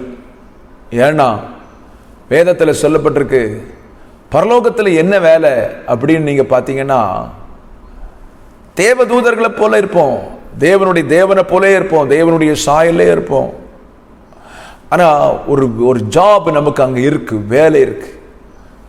தேவதூதர்கள் எப்பொழுதும் ஓயாமல் சேனைகளின் தேவனாகிய கர்த்தர் பரிசுத்தர் பரிசுத்தர் என்று ஓயாமல் அவரை துதித்து பாடி மகிமைப்படுத்தி கொண்டே இருக்கிறது போல.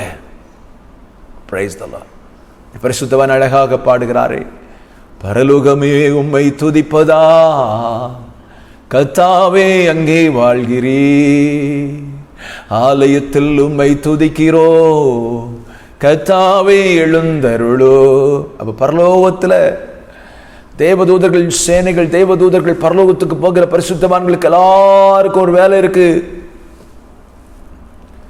என்ன வேலைன்னு பைபிள் சொல்லுதுன்னா, ஓயாமல் நம்முடைய பரிசுத்த தேவனை, சேனைகளின் தேவனை, நம்மை உண்டாக்கினவரை, நம்மை சிருஷ்டித்தவரை, நமக்காக ரத்தம் சிந்தினவரை ஓயாமல் துதித்துக் கொண்டே இருக்கணும், துதித்துக் கொண்டே இருக்கணும், துதித்துக் கொண்டே இருக்கணும். கண்டினியூவா, ஸ்டாப்பே கிடையாது, நான் ஸ்டாப். எப்பொழுதும் கர்த்தரை துதித்துக் கொண்டே இருக்க வேண்டும், துதித்துக் கொண்டே இருக்க வேண்டும், துதித்துக் கொண்டே இருக்க வேண்டும்.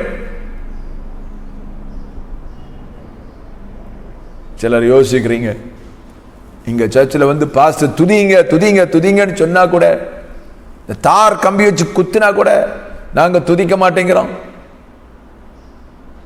உன்னை யோசித்துக்க. எரிகோவின் அனுபவம் எலியாவுக்கு இருந்துச்சுங்க. எரிகோவின் அனுபவம் எலியாவுக்கு இருந்துச்சு. அதனால தான் அவன் சுழல் காற்றில் எடுத்துக்கொள்ளப்பட்டான். எரிகோவின் அனுபவம் உனக்கு இல்லைன்னா நீ எப்படி சுழல் காற்றில் எடுத்துக்கொள்ளப்பட முடியும்? துதியின் அனுபவம். எப்பொழுதும் கர்த்தரை துதிங்க. பாஸ்டர் சொல்றதுனால துதிக்கிறது துதிச்சு பிரயோஜனம் இல்லை. உங்க அப்பா அம்மா சொல்றதுனால துதிச்சு பிரயோஜனம் இல்லை. நீங்க கர்த்தரை துதிங்க.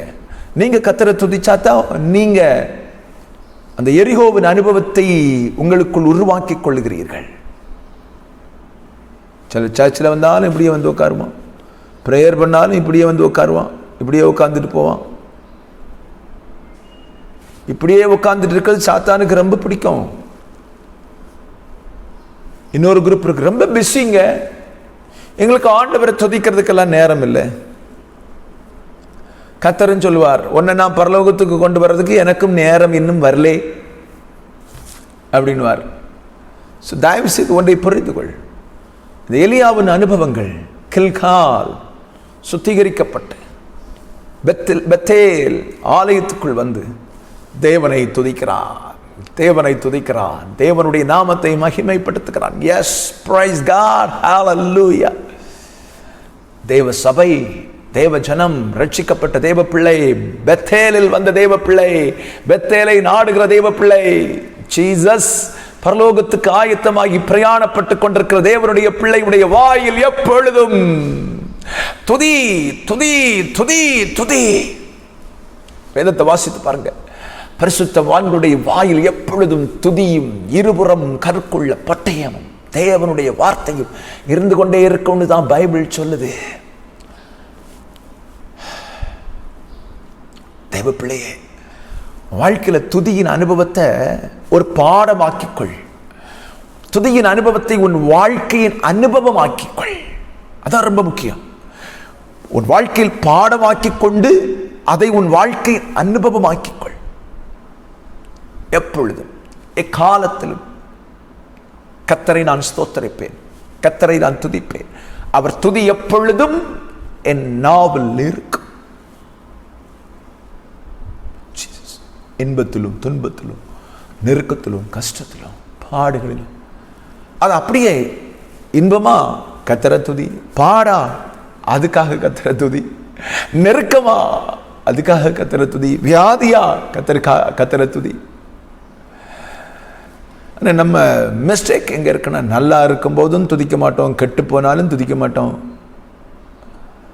ஏதோ மிடில் அந்த நியூட்ரலில் வண்டி போகிறது மாதிரி லைஃப் போயிட்டு இருந்தால் ஓரளவுக்காக துதிக்கிறோம். நல்லா ஆயிட்டாங்கன்னா நேரம் இல்லை, கெட்டு போனால் ஆண்டவர் என்ன கெடுத்துட்டாரே அப்படின்னு சொல்லிட்டு பண்ணுறீங்க. ஸோ எல்லா நிலைமையிலையும் மன ரம்மியமாக இருந்து கொண்டு, எல்லா நிலைமையிலும் சந்தோஷமாக இருந்து கொண்டு தேவனை துதித்து தேவனுடைய நாமத்தை மகிமைப்படுத்துவதற்கு உன் வாழ்க்கையை நீ ஒப்பு கொடுப்பாயானால் அந்த எரிகோவின் அனுபவம் இருக்கு பாரு. அடுத்தது உன்னை பரலோகத்துக்கு கொண்டு போவதற்கு அது உன்னை ஆயத்தப்படுத்தும் இடம் எரிகோவின் அனுபவம். எரிகோவின் அனுபவம் இல்லாதவன் தான் பொண்ணுக்கும் வெள்ளிக்கும் உலகத்துக்கும் ஆசைப்படுவான். எரிகோவில் வரும்போது ஆண்டவர் ஒரு காரியத்தை சொன்னார், ஞாபகம் இருக்கு அவங்களுக்கு? எரிகோவை நான் உங்க கையில தருவேன். துதிக்கும் போது எரிகோ உங்க கையில விழும். துதிக்கும் போதுதான் பரலோகத்துக்கு போக முடியாம இருக்கிற ஆவிக்குரிய தடைகளை கர்த்தர் நிர்மூலம் பண்ண முடியும். சாத்தான் உனக்கு எதிரே ஒரு எரிகோவை கொண்டு வச்சிருப்பான். நீ பரலோகத்துக்கு போயிடக்கூடாது. பெரிய சுவர், ஆவிக்குரிய நிலைமையில முன்னேறிடக்கூடாது. பெரிய சுவர் ஜீசஸ். ஆண்டவரை துதி. ஆண்டவர் சொன்னார், எரிகோவுக்குள்ள இருக்கிறதான ஒரு வெள்ளி பொன்னு வஸ்திரங்கள் எதையுமே தொடாத அவ்வளவும் தீட்டானது, அவ்வளவும் தீட்டானது. தேவனை உண்மை உத்தவமா துதிச்சவன் ஒருத்தனை எடுக்கல. ஆகா, அவனுக்கு தான் உலக பொருட்கள் மேல ஆசை வந்துச்சு. இன்னைக்கு நிறைய பேர் ஆண்டவரை உண்மையும் உத்தவமா துதிக்கிறவன் இருக்கிறான் பாருங்க. அநேக பரிசுத்தவான்கள் இருக்காங்க. அவனுக்கு உலக பொருட்கள் மேல ஆசை வரவே செய்யாது. உலக பொருட்கள் மேல ஆசை, பணத்தின் மேல ஆசை, இச்சை, பெயர், புகழ் யாருக்கு வருதுன்னா கர்த்தரை உண்மையா துதிக்காதவன். சும்மா வெளிக்காக மைக்கு பிடிச்சு நிறைய பேர் துதிக்கலாங்க, ஆடலாம், பாடலாம். உண்மையாய் கர்த்தரை துதிக்கிறவனுக்கு பொண்ணு மேலேயோ வெள்ளி மேலேயோ பொருட்கள் மேலேயோ வஸ்திரத்தின் மேலேயோ நிலத்தின் மேலேயோ ஆசை வருவதில்லை. எரிகோவில் ஒரு சம்பவத்தை நீங்க பாக்குறீங்க இல்ல? ஒரே ஒரு மனுஷன் தான் எல்லாத்தையும் எடுத்துக்கிட்டான். பொன் பாலத்தை எடுத்துக்கிட்டான், விலை உயர்ந்த வஸ்திரத்தை எடுத்துக்கிட்டான். தீட்டானவைகள், தீட்டானவைகள். மற்றவனுக்கெல்லாம் ஒரு வெறுப்பு உண்டாயிட்டு. எல்லாத்தையும் பொன்னையும் வெள்ளியும் மிதிச்சுக்கிட்டு போறான். வெறுப்பு எடுக்கவே இல்லை. ஆனா ஒரு மனுஷன் எடுத்தான், அவன் உண்மையை அவன் துதிக்காதவனா தான் இருந்திருப்பான். இருதயத்தின் ஆழத்திலிருந்து கர்த்தரை துதிக்கிறவனுக்கு உலகத்தின் இச்சைகள், உலகத்தின் ஆசைகள், உலகத்தின் பொருட்கள் மேலே கண்ணு போகாது. அது ஊழியக்காரனாக இருந்தாலும் சரி, விசுவாசியாக இருந்தாலும் சரி. ஆடம்பரங்கள் இருக்கா? சில சொல்றாங்க அவன் பாட்டெல்லாம் நல்லா இருக்கு, அவன் பாட்டு நல்ல பாடுறான், நல்லா ஆராதிக்கிறான், நல்ல என்ன மாதிரி இருக்கு, மக்கள் எல்லாம் என்ன மாதிரி டான்ஸ் ஆடுறாங்க. டான்ஸை யாரு கேட்டா அவன்கிட்ட? நீ துதித்தால் உனக்கு உலகத்தின் மேலும் உலக பொருட்கள் மேலும் பெயர் சிற்றின்பங்கள் மேல வெறுப்பு இருக்கணும். அதுதான் எரிகோவின் அனுபவம்னு பைபிள் நமக்கு தெளிவா சொல்லுது. பொன் வெள்ளியை எடுத்தவன் ஒருத்தனும் பரலோகத்துக்கு போகல. உலகத்தில் இன்னைக்கு அதுக்கு பின்னாலே ஓடிக்கிட்டு இருக்கிற ஒருத்தரும் பரலோகத்துக்கு போக முடியாது. துதியின் அனுபவத்துக்கு நேராய் கடந்து வாருங்கள். அதுதான் எலியா நமக்கு கற்றுத்தரக்கூடிய பாடம். தேவனுடைய பிள்ளைகளே, நன்றாய் கவனித்துக் கொள்ளுங்கள். துதியின் அனுபவம். முதலாவது கில்கால், தன்னை சுத்திகரிக்கும் அனுபவம், விருத்த சேதனத்தின் அனுபவம். இரண்டாவது பெத்தேல், தேவனை தரிசித்து தேவனுடைய சமூகத்தில் உடன்படிக்கை பண்ணிக்கொண்டு முன்னேறும் இடம். மூன்று, எரிகோ, துதிக்கும் அனுபவம் உள்ளவன், துதிக்கும் அனுபவம் உள்ளவன். நான்காவது கடைசியாய் யோர்தான், யோசுவாவின் புஸ்தகம் 3வது அதிகாரம் 17வது வசனத்தில் சொல்லப்பட்டிருக்கு. அதற்கு முன்னர் 2 ராஜாக்களின் புஸ்தகத்துக்கு நேராக உங்களை வழிநடத்தி செல்ல விரும்புகிறேன். 2 ராஜாக்களின் புஸ்தகம் 2வது அதிகாரம் கீழே சொல்லப்பட்டிருக்கிறது. எரிகோவில் இருந்து பின்பு எலியா அவனை நோக்கி, நீ இங்கே இரு, கர்த்தர் என்னை யோர்தானுக்கு அனுப்புகிறார் என்றான். அதற்கு அவன், நான் உம்மை விடுவதில்லை என்று கர்த்தருடைய ஜீவனையும் உம்முடைய ஜீவனையும் கொண்டு சொல்கிறேன். அப்படியே இருவரும் போனார்கள். தீர்க்கதரிசிகளின் புத்திரர் 50 பேர் தூரத்தில் நின்று பார்த்து கொண்டு நின்றார்கள். அவர்கள் இருவரும் யோர்தான் கரையிலே நின்றார்கள். அப்பொழுது எலியா தன் சால்வை எடுத்து முறுக்கி தண்ணீரை அடித்தான். அது இரு பக்கமாக பிரிந்தது. அவர்கள் 2 பேரும் உலர்ந்த தரைவழியாய் அக்கறைக்கு போனார்கள். அவர்கள் அக்கறைப்பட்ட பின்பு எலியா எலிசாவை நோக்கி, நான் உன்னை விட்டு எடுத்துக்கொள்ளப்படும் முன்னே நான் உனக்கு செய்ய வேண்டியது என்ன கேள் என்றான். அதற்கு எலிசா, உம்மிடத்தில் ஆவியின் வரம் எனக்கு இரட்டிப்பாய் கிடைக்க வேண்டும் வேண்டுகிறேன் என்றான். அதற்கு அவன், அது அரிதான காரியத்தை கேட்டாய். உன்னை விட்டு நான் எடுத்துக்கொள்ளப்படுகையில் என்னை நீ கண்டால் உனக்கு கிடைக்கும், இல்லாவிட்டால் கிடைக்காது என்றார். அவர்கள் பேசிக்கொண்டு நடந்து போகையில் இதோ அக்கினி ரதமும் அக்கினி குதிரைகளும் அவர்கள் நடுவே வந்து இருவரும் பிரிந்து எலியா சுழல் காற்றிலே பரலோகத்துக்கு ஏறி போனான். அதை எலிசா கண்டு, என் தகப்பனே, இஸ்ரவேலுக்கு ரதமும் குதிரை வீரருமாயிருந்தவரே என்று புலம்பினான். அவனை அப்புறம் காணாமல் தன் வஸ்திரத்தை பிடித்து 2 துண்டாக கிழித்தான் என்று வேதத்தில் சொல்லப்பட்டிருக்கிறது. இப்ப கடைசியா எலியாவும் எலிசாவும் இணைந்து போகிற இடம் யோர்தான். யோர்தான் கரையில் நின்று கொண்டு எலியா தன் சால்வையை முறுக்கி தண்ணீரில் அடிக்கும் போது யோர்தான் 2ஆக பிரிகிறது. யோர்தானை கடந்து போகிறார். தீர்க்கதரிசிகளின் புத்திரர் அநேகர் நின்று கொண்டு இதை பார்த்து கொண்டிருக்கிறார். ஃபைனல், கடைசியா அவன் பரலோகத்துக்கு ஏறி போவதற்கு முன்பதாக கடந்து போன இடம் என்று சொல்லக்கூடியது யோர்தான் என்று சொல்லப்பட்டிருக்கிறது. யோசுவாவின் புஸ்தகம் 3வது அதிகாரம் 17வது வசனத்தில் இஸ்ரவேல் ஜனங்கள் யோர்தான் நதிக்கரையில் வரும்போது யோர்தான் கரை புரண்டு ஓடிக்கொண்டிருந்தது. ஸ்தோத்திரம், பெட்டியை சுமக்கிற ஆசாரிகளுடைய பாதங்கள் யோர்தான் கரையிலே பட்டபோது யோர்தான் 2ஆக பிரிந்து ஓடிற்று என்று சொல்லி வேதத்தில் சொல்லப்பட்டிருக்கிறது. தேவனுடைய பிள்ளையே, கடைசியாய் நாம் போக வேண்டிய ஒரு பாதை இருக்கிறது. ஸ்தோத்திரம், யோர்தானை குறித்து இயேசு கிறிஸ்துவின் சம்பவத்தை குறித்து நான் உங்களுக்கு சொல்கிறேன். இயேசு கிறிஸ்து யோர்தான் நதியிலே யோவான் ஸ்நானகனால் ஞான ஸ்நானம் பெற்றுக்கொண்டார். அப்ப கில்கால் பரிசுத்தப்படுத்தி கொண்டால் மட்டும் போதாது, பெத்தேலுக்குள் ஆலயத்துக்குள் வந்தால் மட்டும் போதாது, எரிகோவில் வந்து துதிக்கும் அனுபவம் மட்டும் இருந்தால் மட்டும் போதாது. இயேசு கிறிஸ்து யோர்தானில் இறங்கி ஞான ஸ்நானம் பெற்றுக்கொண்டது போல ஞான ஸ்நானம் பெற்றுக்கொள்ளாதவன் யோர்தானில் இறங்கி ஞான ஸ்நானம் பெற்றுக்கொண்டது போல, அந்த வார்த்தையை மிக கவனமாய் கவனித்துக் கொள்ளுங்கள். யோர்தானில் இறங்கி இயேசு ஞான ஸ்நானம் பெற்றுக்கொண்டது போல மூழ்கி ஞான ஸ்நானம் பெற்றுக்கொள்ளாத ஒரு மனுஷனும் தேவனுடைய ராஜ்யத்துக்குள் பிரவேசிப்பதில்லை. யோர்தானின் அனுபவம் இல்லாமல் உன்னால் பரலோகத்துக்கு போக முடியாதுமா? உன் தெளிப்பு ஞான ஸ்நானத்தை வச்சு பரலோகத்துக்கு போக முடியாதையா? உன் தெளிப்பு ஞான ஸ்நானம் சபைக்குள்ளால வச்சு தண்ணியை ஊற்றி விட்டுருந்தா எல்லாம் பரலோகத்துக்கு போக முடியாதையா. அம்மா கவனமாறு. ஞான ஸ்நானத்தை விலக்கி போடுகிற உனக்கு கர்த்தருடைய ஆவியானவர் சொல்லுகிறதை நான் உனக்கு சொல்லுகிறேன். ஞான ஸ்நானத்தை விலக்கி போடுவது நியாயமானதல்ல. இயேசு கிறிஸ்துவுடைய வருகை சீக்கிரம் அதிசமீபமாயிருக்கிறது. ஞான ஸ்நானத்தை சீக்கிரமா பெற்றுக்கொள்வதற்கு நீ ஆயத்தமாகி கொள்ள வேண்டியது அவசியம். யோர்தானை கடக்காம, யோர்தானின் அனுபவத்தை நீ கடக்காம, ஜீசஸ் அதுக்கு உனக்கு உன்னை ஏமன் ஸ்தோத்திரம் பரலோகத்துக்கு ஆண்டவர் கொண்டு போக முடியாது. யோர்தானின் அனுபவத்தை நீ கடக்காம இருப்பேன்னு சொன்னா எக்கால சத்தம் உன்னுடைய காதுகளில் கேட்காது. பிரதான தூதனுடைய சத்தம் உன்னுடைய காதுகளில் கேட்காது. மறுரூபம் அனுபவம் உண்டாகாது. நீ பரலோகத்துக்கு ஏறி போகும் அனுபவம் உனக்கு உண்டாவது இல்லை. ஞானஸ்நானம் பெற்றா மட்டும் போதாது. ஞானஸ்நானம் பண்ணும்போது, ஞானஸ்நானம் பெற்றுக்கொள்வது என்பது கர்த்தரோடு உடன்படிக்கை பண்ணும் அனுபவம்.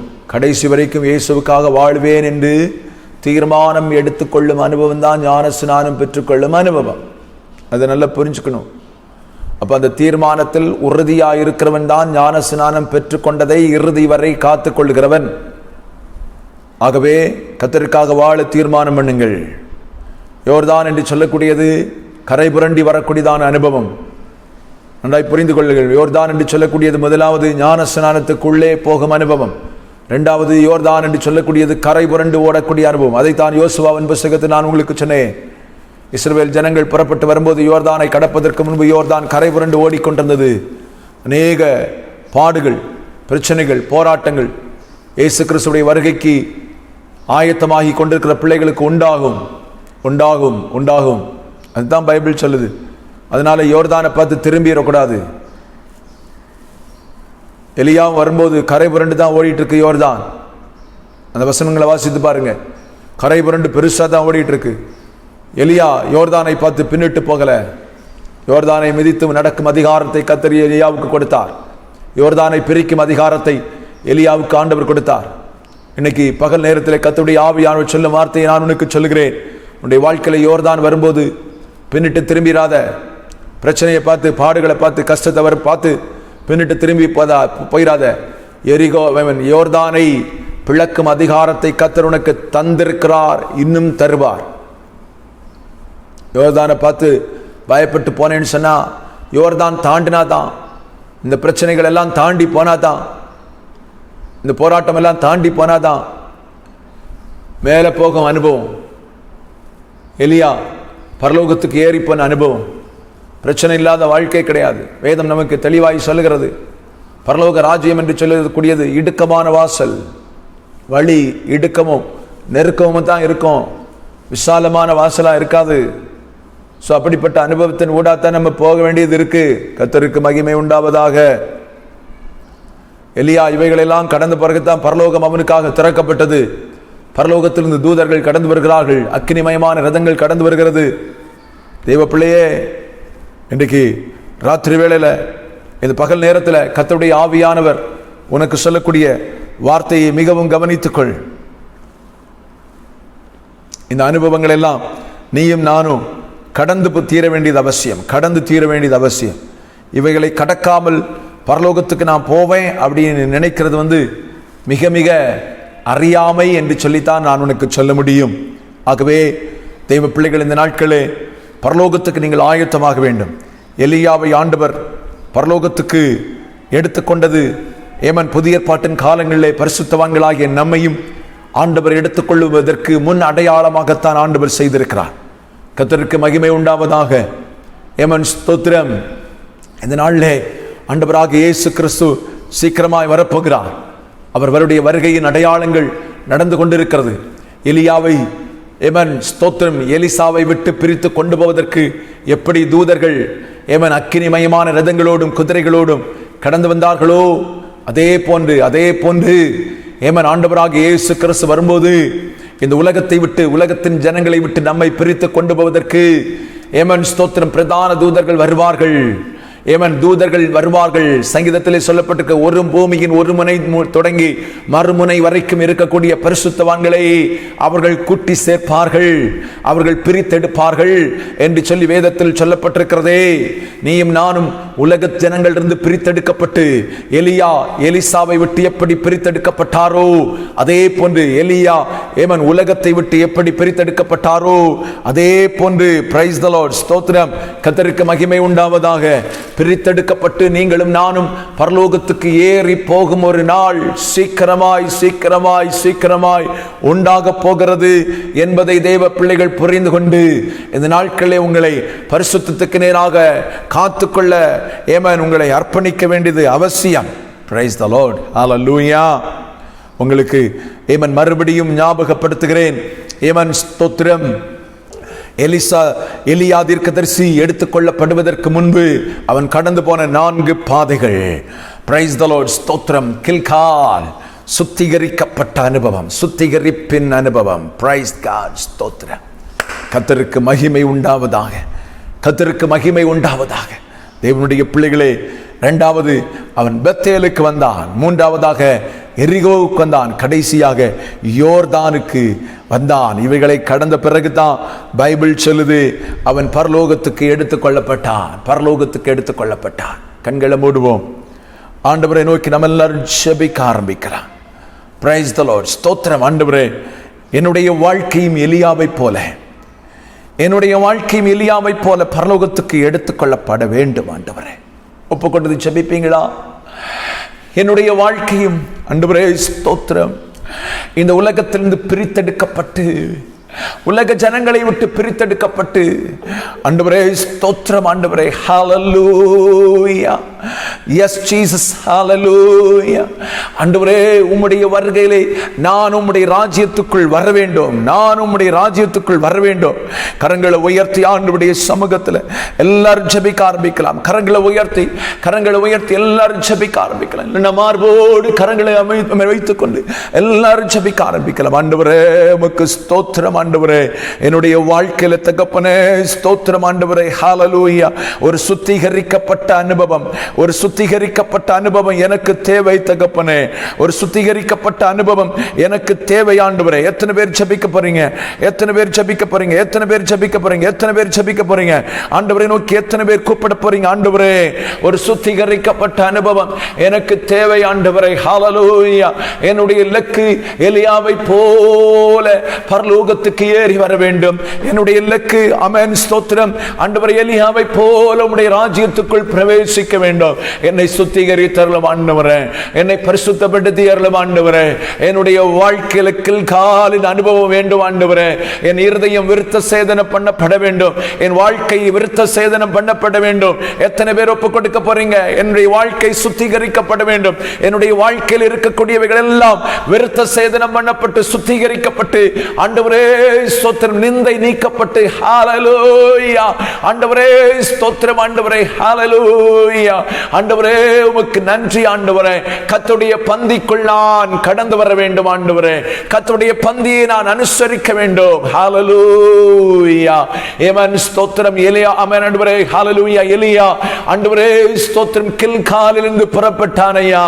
ஆண்டவரே, இந்த அனுபவம் என்னுடைய வாழ்க்கையில வேண்டும் என்று சொல்லி நான் ஜெபிக்கிறேன். 2வது ஆண்டவரை பார்த்து சொல்லுங்க, பெத்தேலில் நான் தரித்திருக்க வேண்டும். பெத்தேல் எனக்கு வேணும், பெத்தேல் எனக்கு வேணும். ஆமென். அதுதான் எனக்கு வானத்தின் வாசல். என்னுடைய வாழ்க்கையில வானத்தின் வாசலா இருக்கக்கூடியது என் சபை, என் சபை. அது வானத்தின் வாசல். கர்த்தர் ஏறி இறங்குகிறதான இடம். Praise the Lord. கர்த்தர் என்னோடு உடன்படிக்கை பண்ணும் இடம். பெத்தேலை நான் உதாசீனப்படுத்த மாட்டேன், பெத்தேலை நான் விட்டுவிட மாட்டேன். என் மரண பரியந்தம் பெத்தேலில் நான் இருந்து பெத்தேலை நேசித்து வாழ்வதற்கு ஒப்புக் கொடுக்கிறேன் ஐயா. உமக்கு நன்றி ராஜாவே. அப்படி ஆண்டவரை பார்த்து சொல்லுங்க, ஆண்டவரே ஏமன் ஸ்தோத்திரம், எரிகோ எனக்கு வேணும்ப்பா. துதியின் அனுபவம் எனக்கு வேணும் ஆண்டவரே, துதியும் அனுபவம் எனக்கு வேணும் ஆண்டவரே. ஹல்லேலூயா. துதியின் அனுபவத்துக்குள் நான் கடந்து வரும்போது உலக ஆசை என்னை விட்டு விலகி தேவனுடைய ராஜ்யத்தை குறித்த நோக்கம் எனக்குள் வரும். அந்த துதியின் அபிஷேகத்தை எனக்கு தாருங்க ஆண்டவரே. யோர்தான் எனக்கு வேணும். ஞானஸ்நானத்தின் அனுபவம் எனக்கு வேணும் ஆண்டவரே. ஞானஸ்நானத்தை பெற்ற நான் உம்மோடு உடன்படிக்கை பண்ணினதான அந்த உடன்படிக்கையில் கிருபையில் நிலைத்திருக்க என்னை ஒப்புக் கொடுக்கிறேன் ஐயா. யோர்தான் என்னுடைய வாழ்க்கையில் வரக்கூடிய பிரச்சனைகள், என்னுடைய வாழ்க்கையில் வரக்கூடிய பிரச்சனைகளை பார்த்து நான் திரும்பி போயிட மாட்டேன். எலியாதத்து பார்த்து திரும்பி போகல, யோர்தானை கடந்தது போல கடப்பதற்கு என்னை ஒப்புக் கொடுக்கிறேன் சொல்லி ஜபிக்கக்கூடிய எத்தனை பிள்ளைகள் இருக்கிறீங்க. கர்த்தர் உங்களை ஆசீர்வதிப்பாராக. சர்வ வல்லமை உள்ள தெய்வமே, உம்முடைய திருக்கரங்களில் எங்களை ஒப்புக் கொடுக்கிறோம். பரிசுத்த ஆவியானவர் எங்களோடு பேசின நல்ல வார்த்தைகளுக்காக உமக்கு நன்றி. என் தேவனாகிய கர்த்தர் எங்களோடு கூட இருக்கிறீர் ஆண்டவரே. உம்முடைய சமூகம் எங்களோடு கூட இருக்கிறது. எங்களை உம்முடைய ராஜ்யத்துக்கு எடுத்துக்கொள்ள வேண்டும் என்று விருப்பம் உள்ளவராய் இருக்கிறபடினாலே இன்றைக்கு நீர் எங்களோடு இந்த வார்த்தைகளை பேசிக்கொண்டு வருகிறீர். அதற்காக ஸ்தோத்திரம். இன்றைக்கு இந்த வார்த்தைகளை கேட்ட ஒவ்வொரு பிள்ளைகள் மேலும் தேவனுடைய இரக்கமும் தேவனுடைய கிருபையும் உம்முடைய பிரசன்னம் உம்முடைய மகிமையும் இருக்கட்டும். இந்த வார்த்தையை கேட்ட ஒருவரும் உம்முடைய ராஜ்யத்தை இழந்து போகாதபடி ஆண்டவர் எலியாவை போல தேவனுடைய வருகையிலே தூதர்கள் வரும்போது அவர்களோடு இணைந்து எடுத்துக்கொள்ளப்பட கர்த்தர் உதவி செய்யும்படி ஜெபிக்கிறேன். என் பிள்ளைகளுக்கு சமாதானம் உண்டாகட்டும்.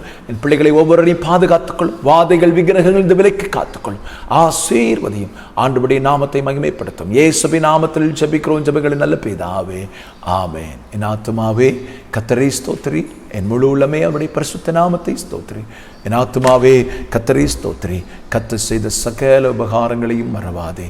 ஆமென். நம்முடைய கர்த்தராயிருக்கிற இயேசு கிறிஸ்துவுடைய கிருபை, பிதாவாகிய தேவனுடைய அன்பும் பரிசுத்த ஆவியானுடைய ஐக்கியமும் சமாதானமும் சந்தோஷம் உங்கள் அனைவரோடும் இன்றும் இன்று சதா காலங்களிலும் இயேசு கிறிஸ்துவுடைய வருகையில் உண்டாவதாக.